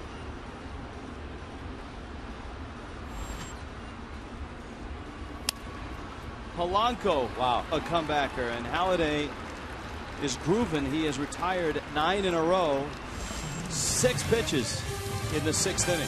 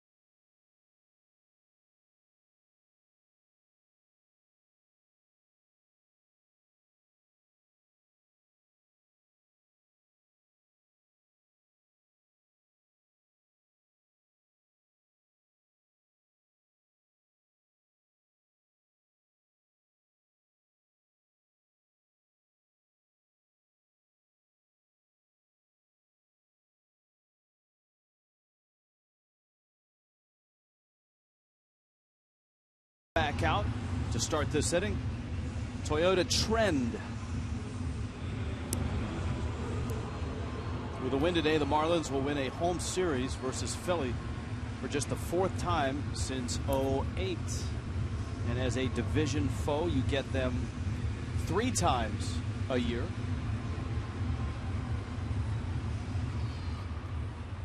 Speaking about divisions, that's why Roy Halladay, who steps in, has just been so tremendous to the Phillies. 24-9 in his career against the National League East. Halladay's thrown just 63 pitches in his 6 innings of work. And Qualls, who took over for Slowey. Slowey ends up going 5 1/3, and again he gives up just 1 run on 9 hits.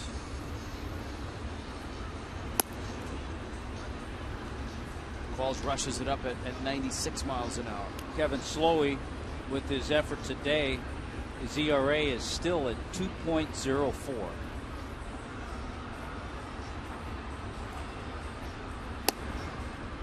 Halladay swings and misses. News around the Dodgers and the Padres.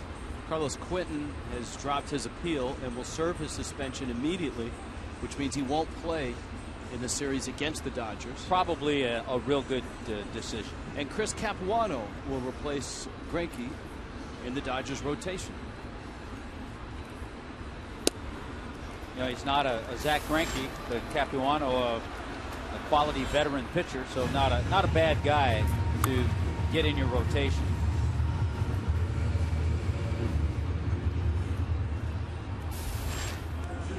Good and bad news for the Blue Jays. Of course, we talked about Jose Reyes' ankle injury that'll keep him out possibly till the All-Star break.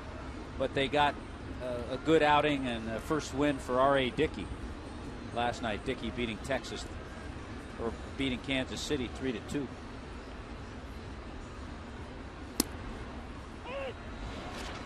Ben Revere, 2 infield singles and a stolen base. You mentioned, Rich, Shane Victorino a couple of innings ago. And it does seem odd to have a series against the Phillies and not see Victorino. Well, he's off to a good start. He has a base hit today, hitting .349 to start the year for the Red Sox.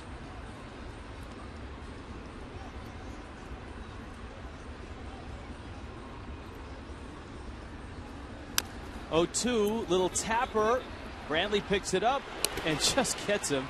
Revere was closing in on his 3rd infield hit if he beats that throw. Good play by Brantley. There's 2 outs. Some veteran relievers finding some work yesterday. Here's a look at that last play. Yeah, if you're Rob Brantley, you flip the mask, you get right on it. You know you're going to have to barehand it. You know you're going to have to do everything just right because of the speed of Revere. And he did. The Marlins announcing that they have signed former closer David Ardsman to a minor league contract. The Cubs announced that they have signed former Marlin Kevin Gregg to a minor league contract. The guy that's still out there is Brian Wilson, who is recovering from his 2nd Tommy John surgery. Chad Qualls, nifty work as he goes 1, 2, 3 in the 7th, 8 pitch inning.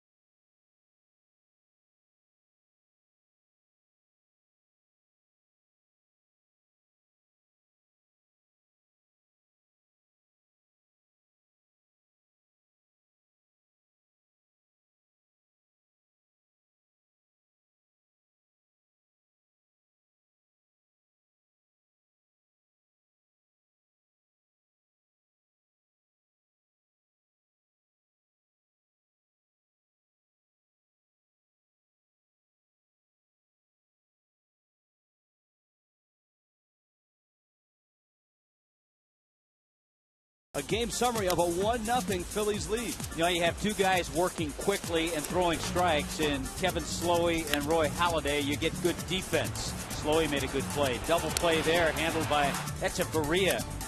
How about Utley robbing Chris Coughlin on a ball that was ticketed to right field? He gets the out at first base. Really good job by Slowey to stay with that ball, hit right back at him. The only scoring in the game came when Ryan Howard sliced the ball just out of the reach of Juan Pierre and then comes in to score on a ball that skips over the glove of Adeiny Echeverria. That's been it. 2 guys working quickly. Qualls has done the same since he's come in the game. Dobbs sprays a line drive out to left. Brown backs up and makes the catch. Dobbs has doubled and lined out twice. He's had good swings against Halladay today and success against him in his career, but there's 1 out. 10 in a row set down by Halladay, who seems to have solved his issues. at least this afternoon, after giving up 5 runs in Atlanta and 7 runs to the Mets. It's kind of a catch-22, Rich, and I know you used to hear the same when a Greg Maddux was on the mound. And some teams approach Halladay, you got to jump on that first pitch, because sometimes he gets that first pitch, it doesn't have as much movement as you get deeper in the count. Others will say, well, make him work, make him get deeper in the count, but sometimes that best pitch is that first one, and we've seen a lot of first pitch swinging. Ruggiano.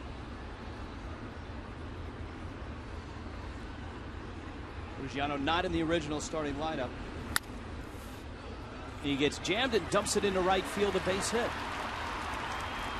Utley slides over to pick it up. Ruggiano, who was scratched in last night's lineup, was put into this lineup when Kearns was scratched with that irregular heartbeat. Series against the Nationals concludes on Wednesday at 7:10. Kids 12 and under eat free on Wednesday nights this year. All kids in attendance will get a voucher for a free Cayenne beef frank, a bag of Frito-Lay chips, and a small Pepsi or Aquafina water. Go to Marlins.com for tickets. And by the way, we certainly hope Austin Kearns is doing okay. I mean, when you hear irregular heartbeat, that's always alarming. So we hope he's doing fine. Ruggiano at first. Now, remember, Ruggiano has a sore groin. He has been Miami's best base stealer this year with 3 of them, but I would expect that that part of his game might be shut down for now.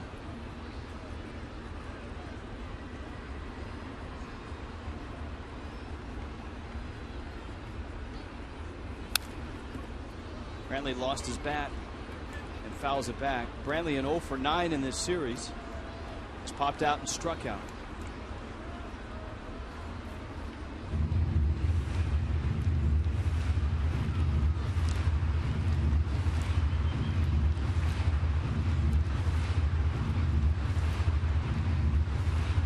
Nice job again by Rob Brantley last night handling Jose Fernandez.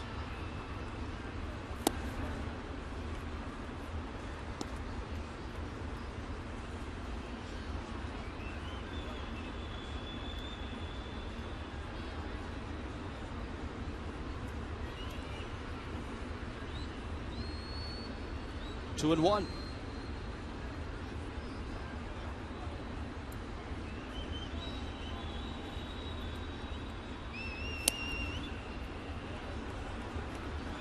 Yeah, Brantley just 23. And so the learning curve is still in progress. He's 3 and 1 though here. Ruggiano at first. And that pitch is out, and Brantley walks.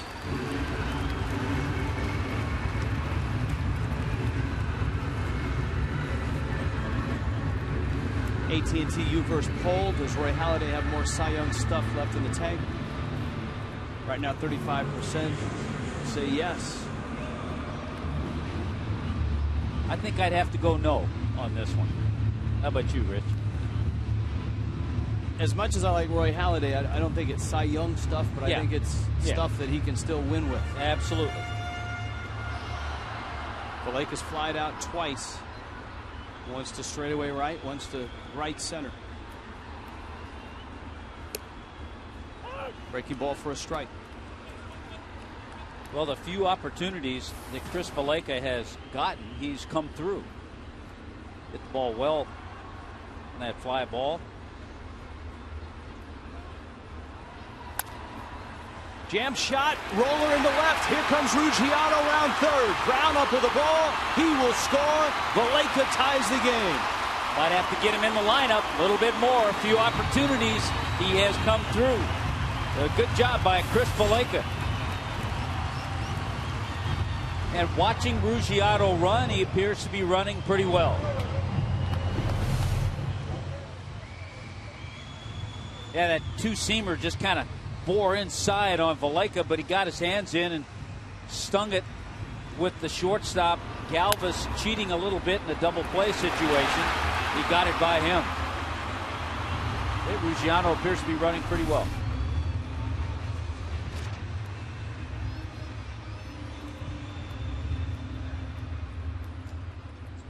Now Echeverria, pitcher spot is due up next. And right now, Pierre is on deck. You got Miguel Olivo as a possibility. And Olivo says, hey, you're not up next. But I think Pierre was just out there in case there was a base hit. Yeah, there's kind of a, I'm not even sure if it's unwritten or an actual rule where you have to have somebody in the on-deck circle. But also you need somebody there to help out if there's a play at the plate for the runner. I think by rule that person has to be the person that's actually supposed to be there. But if it's a pitcher being attended to, there's leeway in that rule. Brantley's at second, Valleca's at first. Echeverria singled back in the third, bounced to third in the fifth. A hanger, and he hits it to center and hits it well. Revere got turned around. He makes the catch. Brantley went all the way to third, and he's going to get doubled off.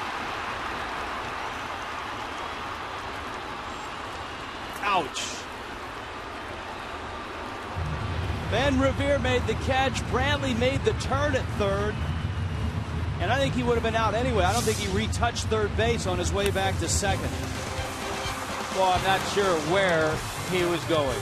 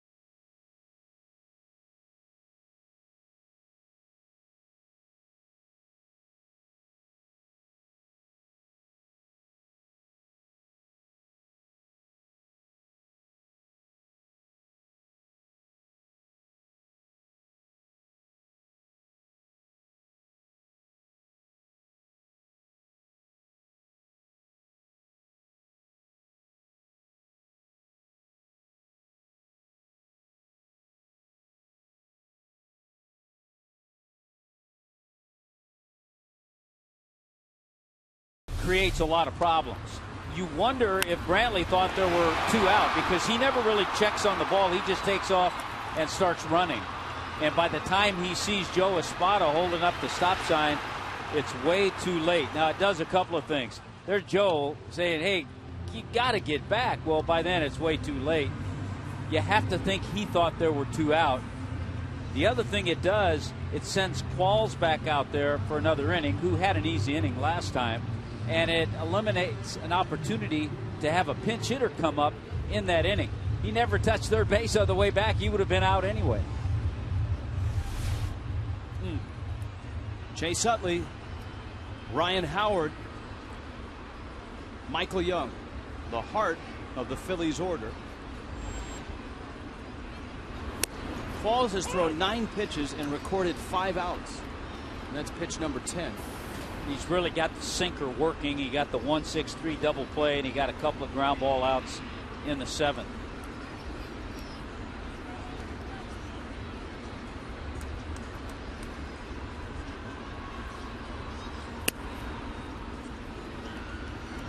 That one didn't miss by much. Ball and a strike. This has been a well-umpired series. Chris Guccione behind the plate in this one. Ron Kulpa had a good night last night. Up the middle, into center field, base hit. And so Utley redirects one. That's the first hit issued by Qualls. John Roush in the bullpen.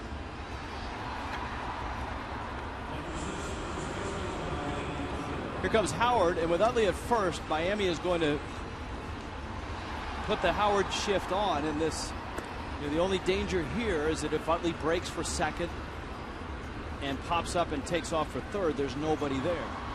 We've seen that happen before. And Utley is obviously running a lot better. But nobody out. Howard has swung the bat quite well in this series. He's got 5 hits, 4 of them doubles. Yeah, he's 5 for 11 in this series.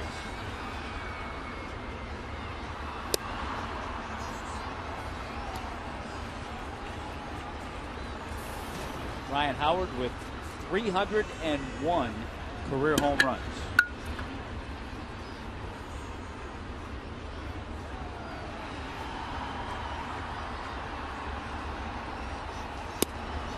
Can remember back to his rookie season in 2005. He was the rookie of the year.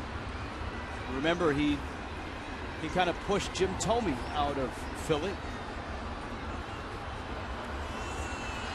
But Jim Thome kept him in the minor leagues a little longer than maybe he should have been. Yes, he did. Which, when you look at Howard's numbers, you know, there are other hitters that has happened to. You think about a guy like Edgar Martinez, who was kept in Calgary and lit it up for 2 years while Jim Presley was at third base for Seattle. And if that weren't the case, Edgar's probably closer to that 3,000 hit mark. Utley looked like he was running and then pulled the chute about 2 or 3 steps into it.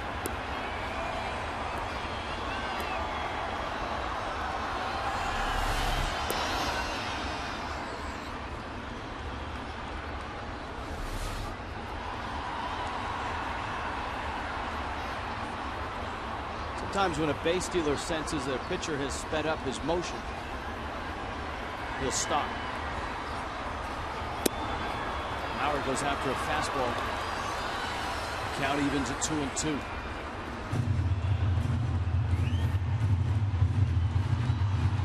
One ball game. Here we are again. We go back to Friday night. It was 1-1 into the 10th. Last night it was 1-1 into the 9th, and it's 1-1 here in the 8th. Howard hammers one into right field. Boy, is he swinging it right now. Utley has to stop at second, and there's that delicate spot there. Ruggiano's throw hits the cutoff man Echeverria, and remember, there's no one behind him. Qualls was running to back up third base. Yeah, he might have been better just to go to third base and be the third baseman, because you're right. No one was at third because of the shift. So the throw comes into Echeverria, and nobody behind him except Qualls. So good job by Qualls to get over there. 3 more hits for Howard in this ball game, and here's Young, who banged one up the middle into center to drive in the first run of the ball game back in the 6th inning. Roush is ready. Qualls into his 3rd inning of relief.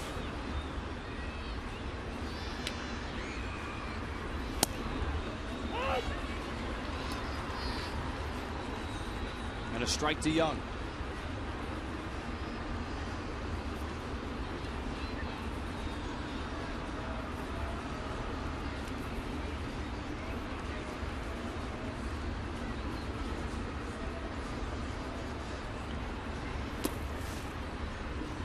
Young opens the season a career 300 hitter. Last year, a career low 277, and career lows in slugging and on base as well. But it looks like this year he's back to his old form. He's driven in 5 already, a couple doubles, triple, a homer. He's in a great situation, good ballpark to hit in, as was Texas. Good lineup that he had in Texas, same thing in Philadelphia.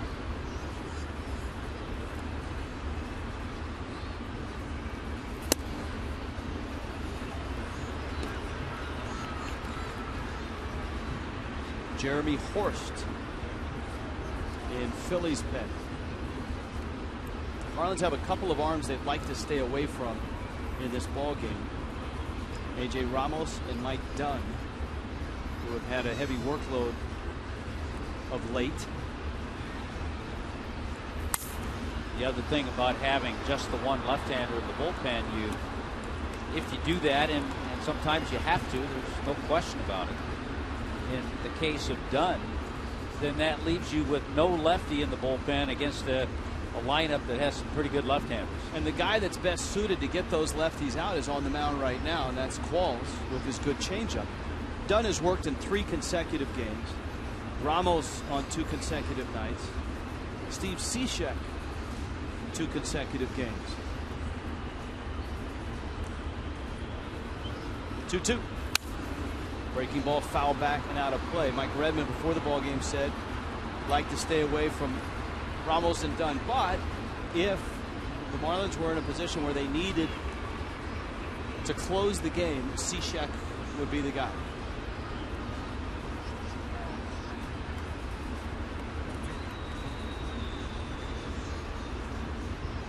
So Young turning and asking Chris Guccione if the count was 2-2. Even hitters will lose track every now and then, especially after fouling a bunch of balls off. The pitch is up. Yeah, a lot of times, as we know, the scoreboard will make some mistakes, and if you're a hitter and you look up there and you think, is that scoreboard right or am I right? Or you look at the umpire, you go, are you right?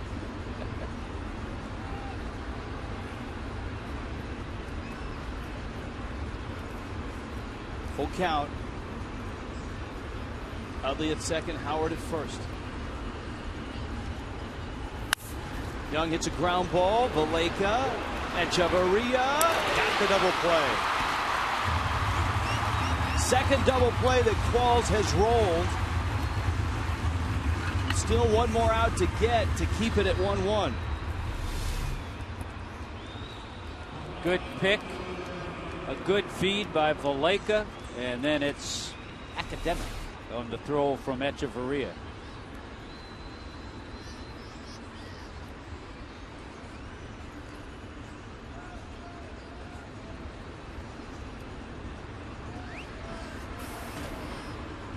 Dominic Brown is going to be intentionally walked with John Mayberry Jr. on deck. They go with the percentages. You go with Qualls against the righty Mayberry. Charlie Manuel has a chance to counter if he chooses. He's got Lance Nix available.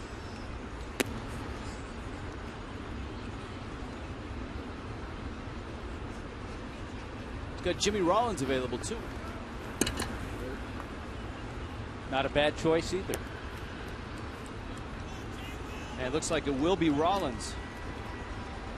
And that does a couple things for Charlie. If, as Rollins gets ready to come out, you can leave him in the ball game if you make some sort of double switch. Charlie working the card. So Rollins will hit for Mayberry.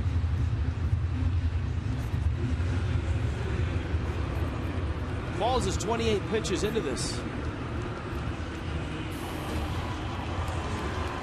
Well, and again, the base running blunder by Rob Brantley created Qualls to go back out there. If not for the double play, he would have been pinch hit for.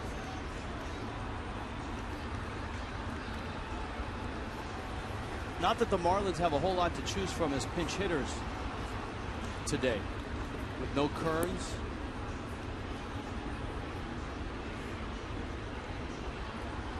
And no Stanton. Mike Redmond's out and looks like he's going to make a switch.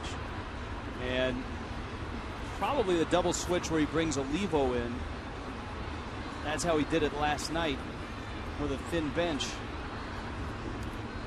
And it is Olivo. And so the pitcher, the which is probably John Roush, is going to come in to the 6th spot in the order.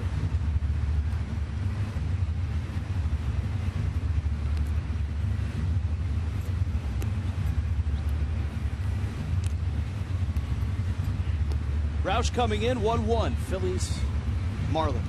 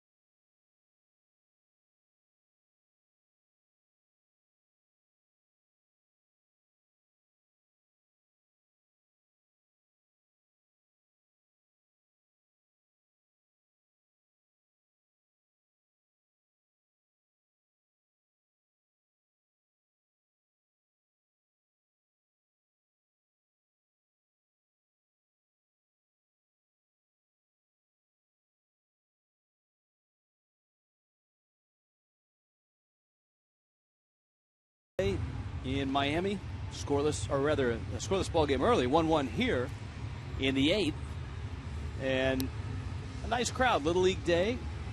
You think about this, Rich. You saw a beautiful day on the beach. The Heat, they're playing an afternoon game today, and a crowd of over 21,000, so not too bad, with a lot of choices here in Miami today. You can watch every out-of-market Major League game live, online, on your favorite mobile device, tablet, phone, whatever you got, in HD quality. Subscribe now, MLB.tv. You and I were talking between innings as the double switch is made. We see managers do it the other way, but we both agree if you're going to have a batter walked intentionally and then make a pitching change, have the guy do it who you're going to take out of the game. And that's what Mike Redmond did. He had Qualls put the runner on intentionally, then went to the bullpen to bring in John Roush.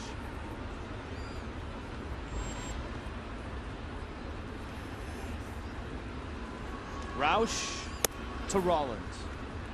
And you have a guy warming in the bullpen, trying to hit spots, warm up, get loose. If you bring him in and the first thing you have him do is throw 4 pitches for balls, now he's a little out of whack. So I like this. At the corners with 2 outs. Rollins, the pinch hitter, takes a breaking ball for a strike. Phillies have left 7 on base. Marlins have left 4 in a 1-1 game. Utley and Brown in the corners. Rollins pops it up. Echeverria is out. Pierre is there, and he makes the catch. Roush bails out Qualls. Good bullpen work again by the Marlins today.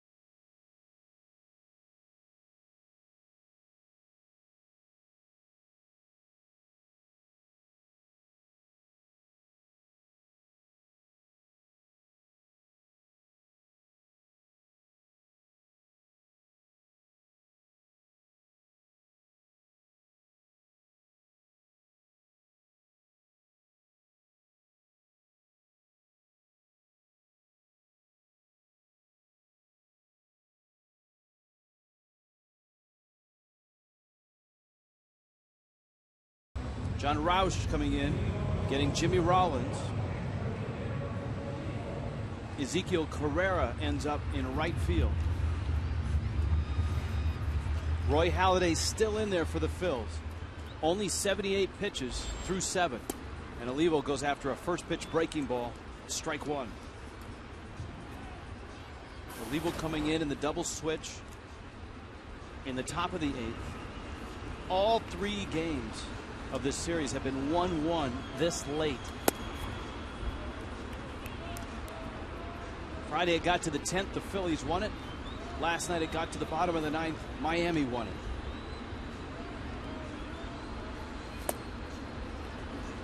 And Halladay loath to throw a fastball to Olivo. Yeah, well, he knows. He certainly knows.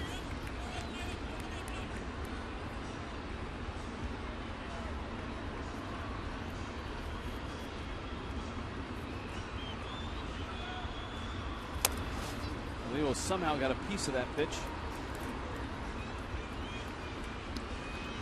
Marlins have the Nationals here tomorrow night.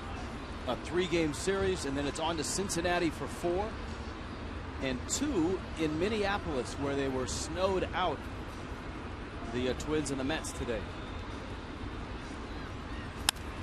Olivo got a breaking ball, pounces, drives it, and it's caught at the track by Brown. Olivo's hit a couple of balls in this series when he's had an opportunity to bat that he's hit very well. But unfortunately, Dominic Brown was playing him deep and didn't have to go too far to make that play.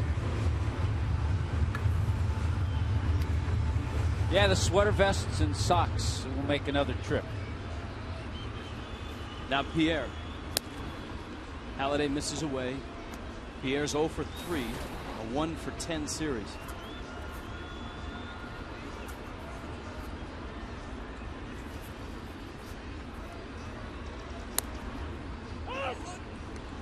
Change up for a strike.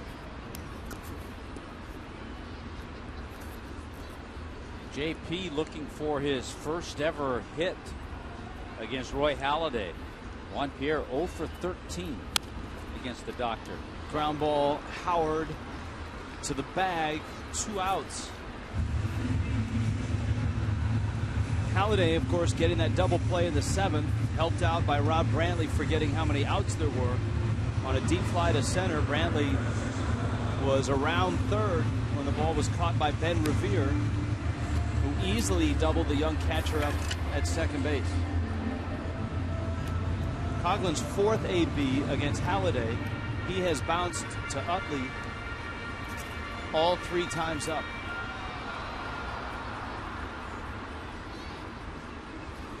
Halladay has gotten Chris Coughlin to do what he gets so many left-handed hitters to do. This ground ball is going to find Utley again, and a one-hop throw. Terrific play by Chase Utley. 9-pitch inning for Halladay, and to the 9th we go, just like last night. 1-1.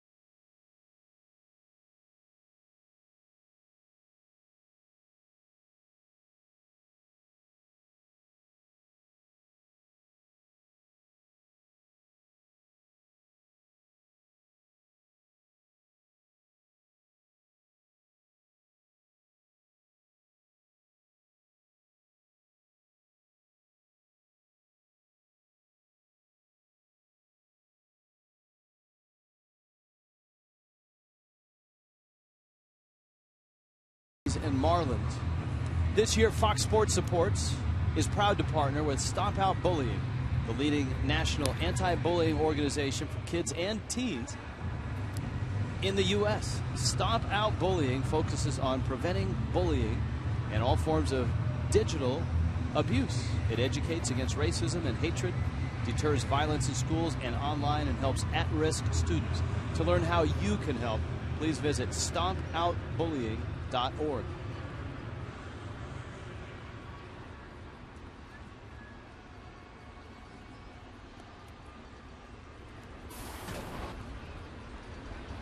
John Roush stays in. Eric Kratz.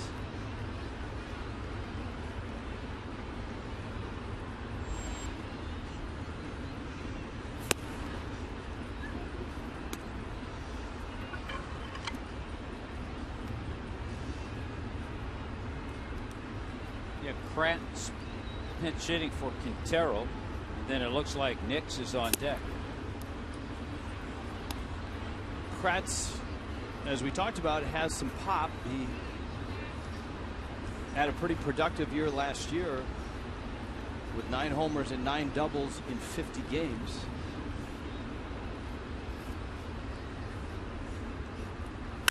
High fastball, high fly ball. Coughlin scampers in and he makes the catch. Marlins bullpen in this series, super on Friday night. Very nice last night. And today, so far so good with Qualls and Roush.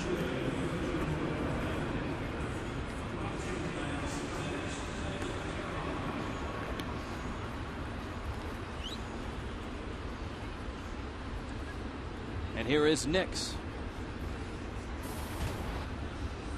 And so Nix signals the end of the line for Roy Halladay. You know, with the moves that Charlie Manuel's made, he has just one man left on his bench, Kevin Franson. You know, Carrera's in the game, Nix pinch hitting, Rollins pinch hit, and Kratz pinch hit.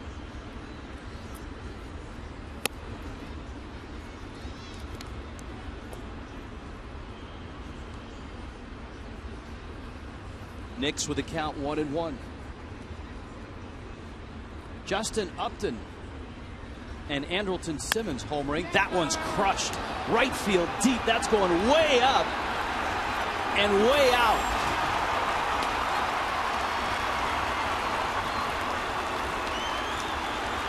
And Nix has given the Phillies a 2-1 lead.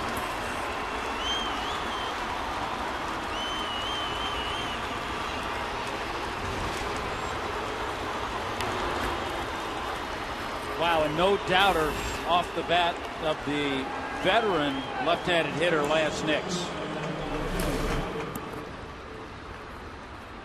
Middle in.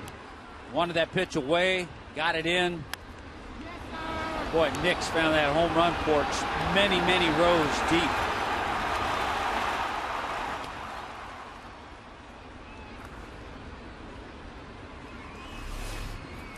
Top of the order, Ben Revere. And the Phillies bullpen scrambling now with Jonathan Papelbon, the Phillies closer, trying to get loose in a hurry.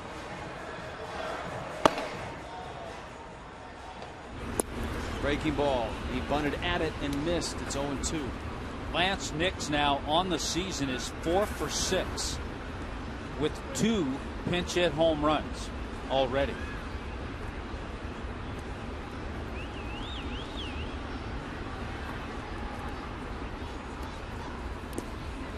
Ball in the dirt.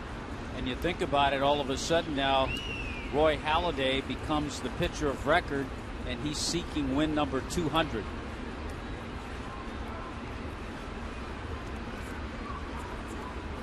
Halladay with 8 innings of 5-hit ball, allowing just 1 run. Roush misses low. 2-2.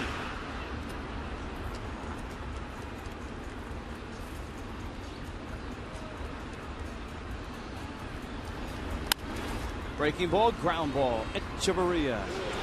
Play is such a quick release. 2 outs. Freddie Galvis coming up. Miami In their half of the ninth against Papelbon, we'll have Polanco, Dobbs, Ruggiano, and in the pitcher's spot, you wonder if Giancarlo Stanton, who the Marlins indicated they would try to give him a go tomorrow. It obviously doesn't look like he's going to go or available to pinch hit right now. He hasn't budged from the bench all afternoon.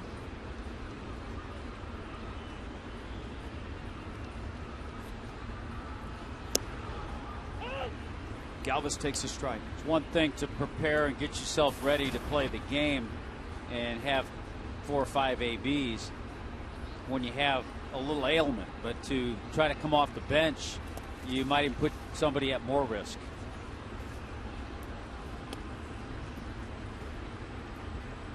That Braves lead over the Nationals is now 9-0.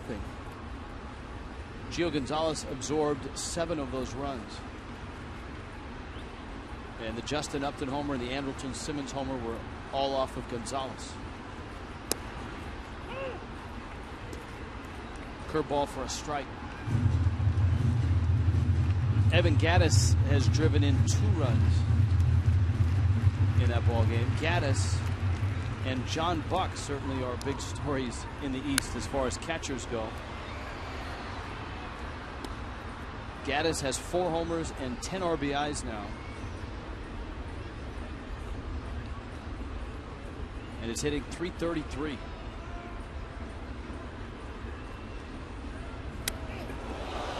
And Galvis is hit. Let's hope he's okay. He's holding that right hand.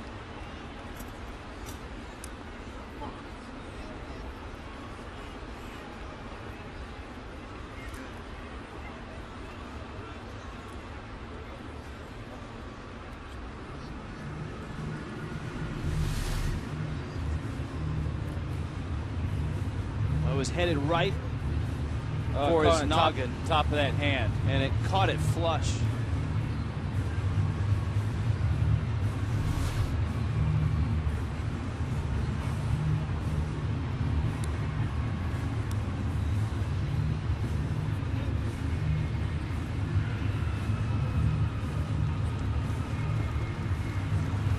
It appears that he's okay. He's going to stay in the game. We mentioned too, the Phillies just with the 1 man left, Franson.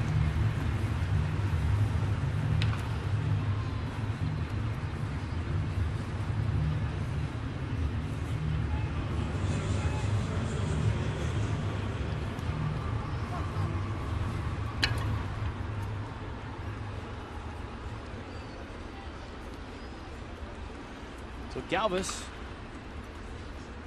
is at first, and now it's Utley. Utley 1 for 4. He started that 8th with a base hit. He and Howard opened that inning.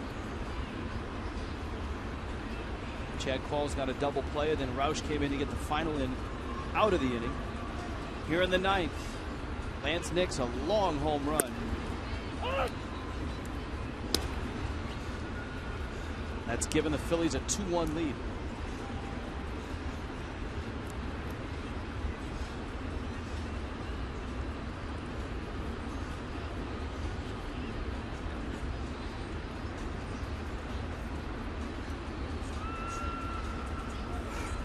Runner goes. That one pulled foul.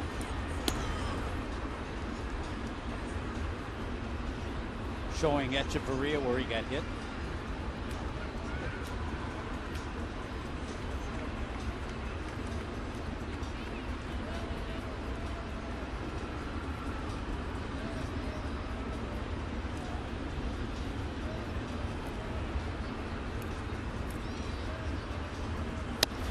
Big breaking ball misses away. 1-2.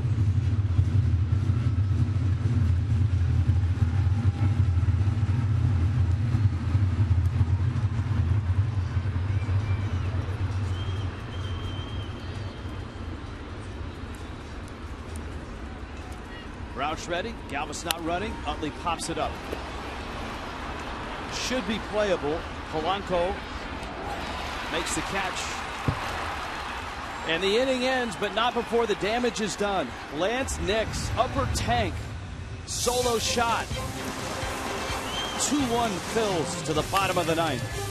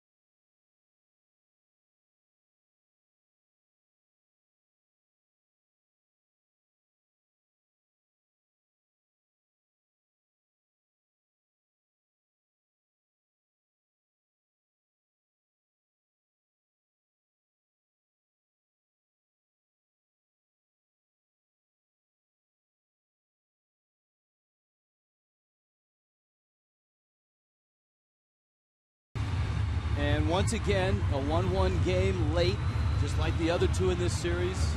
And the Phils get a run in the top of the ninth. Miami rallied for a run in the bottom of the ninth last night to win it 2-1. They're going to need a rally here against one of the better closers around. Eric Kratz will be catching Jacksonville's Jonathan Papelbon.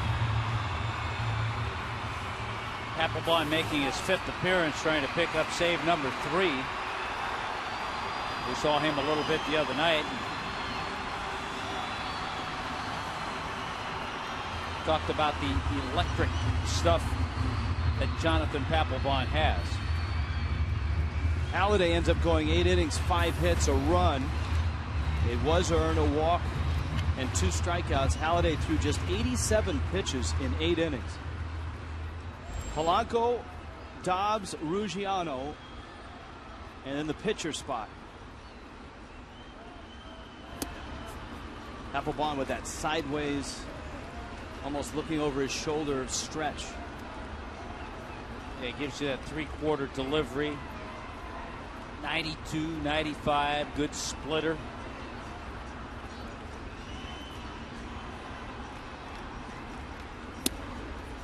And he's up, and he's 2-0 on Polanco.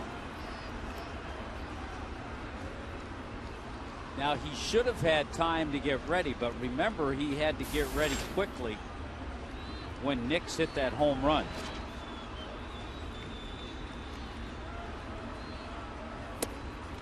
It's in, and it's 3-0.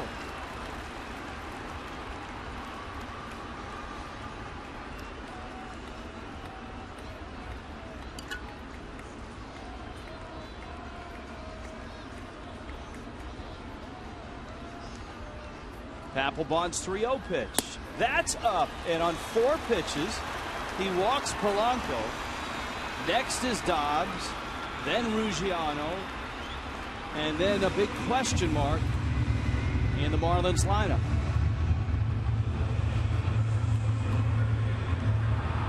First things first for Miami. Charlie Manuel hoping his high-priced veteran closer, who was so good last year, can shut it down. He was 38 of 42 last year, was Papelbon. Here's Dobbs, who's doubled and lined out twice. He has swung the bat well today.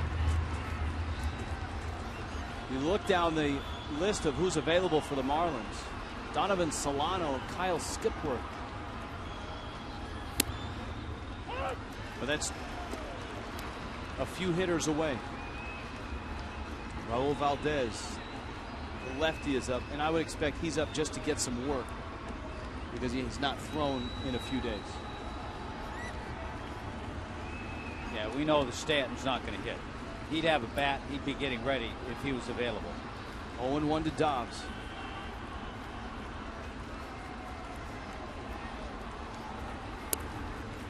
Papelbon low and inside. With the struggles the Marlins have had in scoring runs, the last time the Marlins scored more than one run in an inning was back on April 7th in New York. It's the third game of that series against the Mets.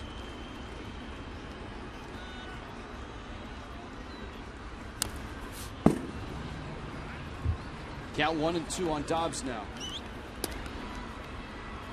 In his career against the Marlins, Papelbon has had 8 save opportunities and has saved them all. His ERA is just 0.75. 11 games.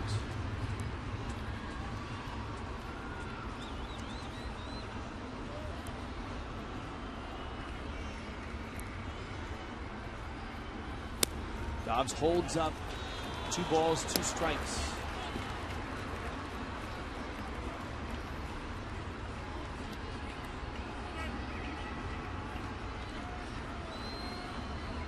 Tying run at first base, bottom of the 9th.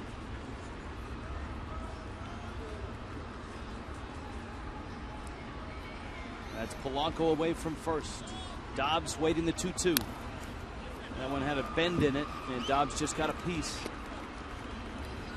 Got the slider or the splitter on that pitch.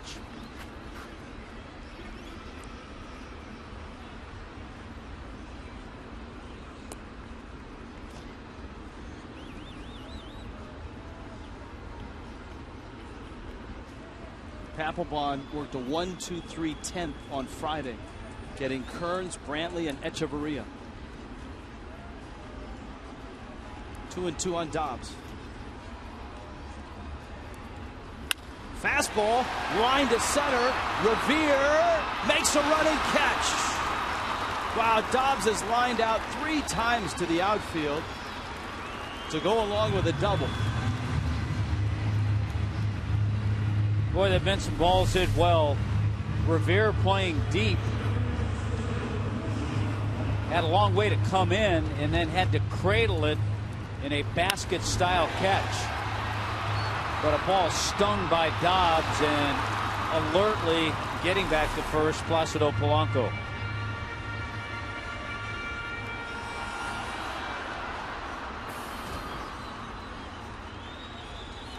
Now Ruggiano.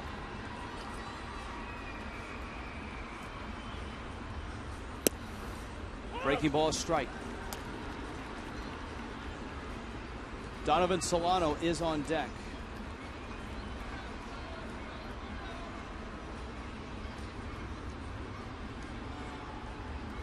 A leadoff walk to Polanco. Papelbon 0-1.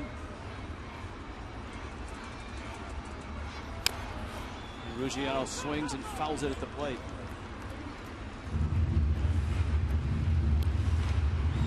There is Solano.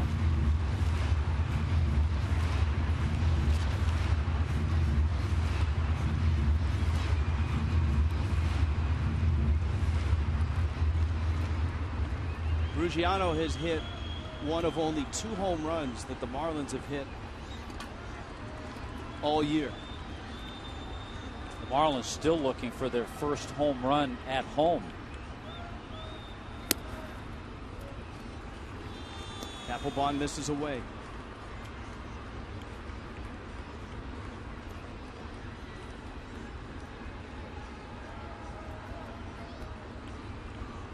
Phillies outfield still very deep. Carrera in right, Revere in center, Brown in left.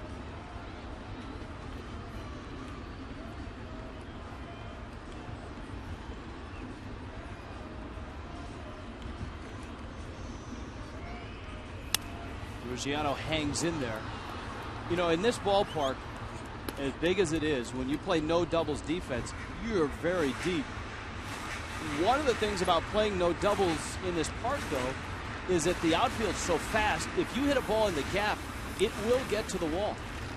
Yeah, there's a lot of room. When you look out and see that no doubles defense in the outfield, there's a lot of room out there. If it was only that easy to find some of those holes. Another 1-2 coming from Papelbon. Ruggiano takes up 2-2.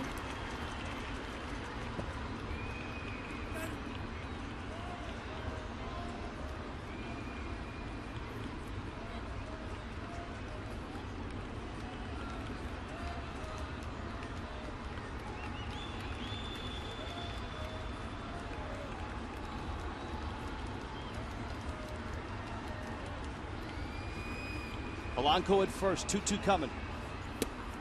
Up and in. And now the count is 3-2. And if you're Mike Redmond, you roll the dice, you send the runner? I don't think so. You got a guy who can strike out. You have a runner that doesn't have great speed.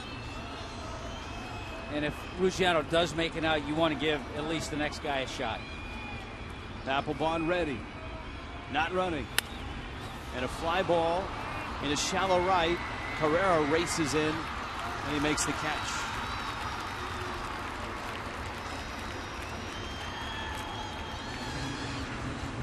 So 2 outs, and this is an illustration of just how thin the Marlins are right now. Hearns out today with that irregular heartbeat. Stanton still nursing a sore shoulder. The Marlins have Kyle Skipworth up, but he's more of a defensive replacement. He's yet to show any real offensive pop. And so it's Solano who is pinch hitting here. Even though Skipworth's a left-handed hitter, but you go with a little more experience and someone who's had a few more bats.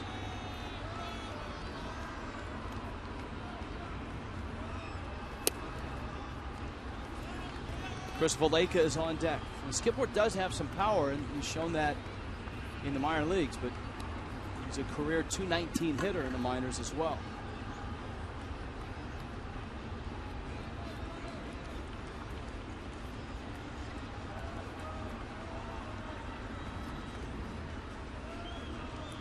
One-0 coming. That's in, and Papelbon certainly doesn't look as sharp as he did on Friday night. Here's Skipworth.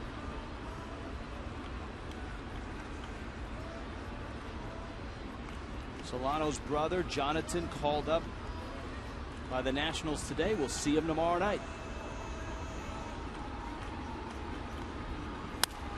Had a good rip on a 2-0 pitch. I guarantee earlier in the game, to save that bench, had the Marlins needed a pinch hitter, let's say the second, third, fourth inning maybe, and maybe nobody on base, we would have seen a Ricky Nolasco or a Jose Fernandez.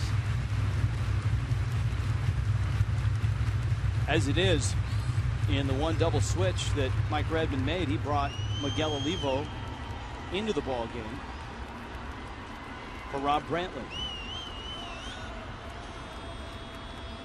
Papelbon, 2-1 coming.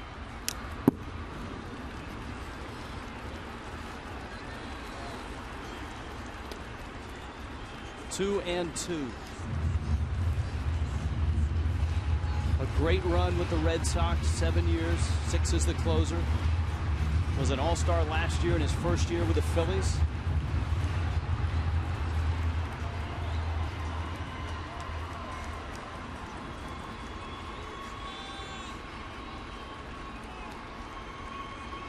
Solano digs in. Polanco is still at first after a leadoff walk, with 2 outs in the 9th.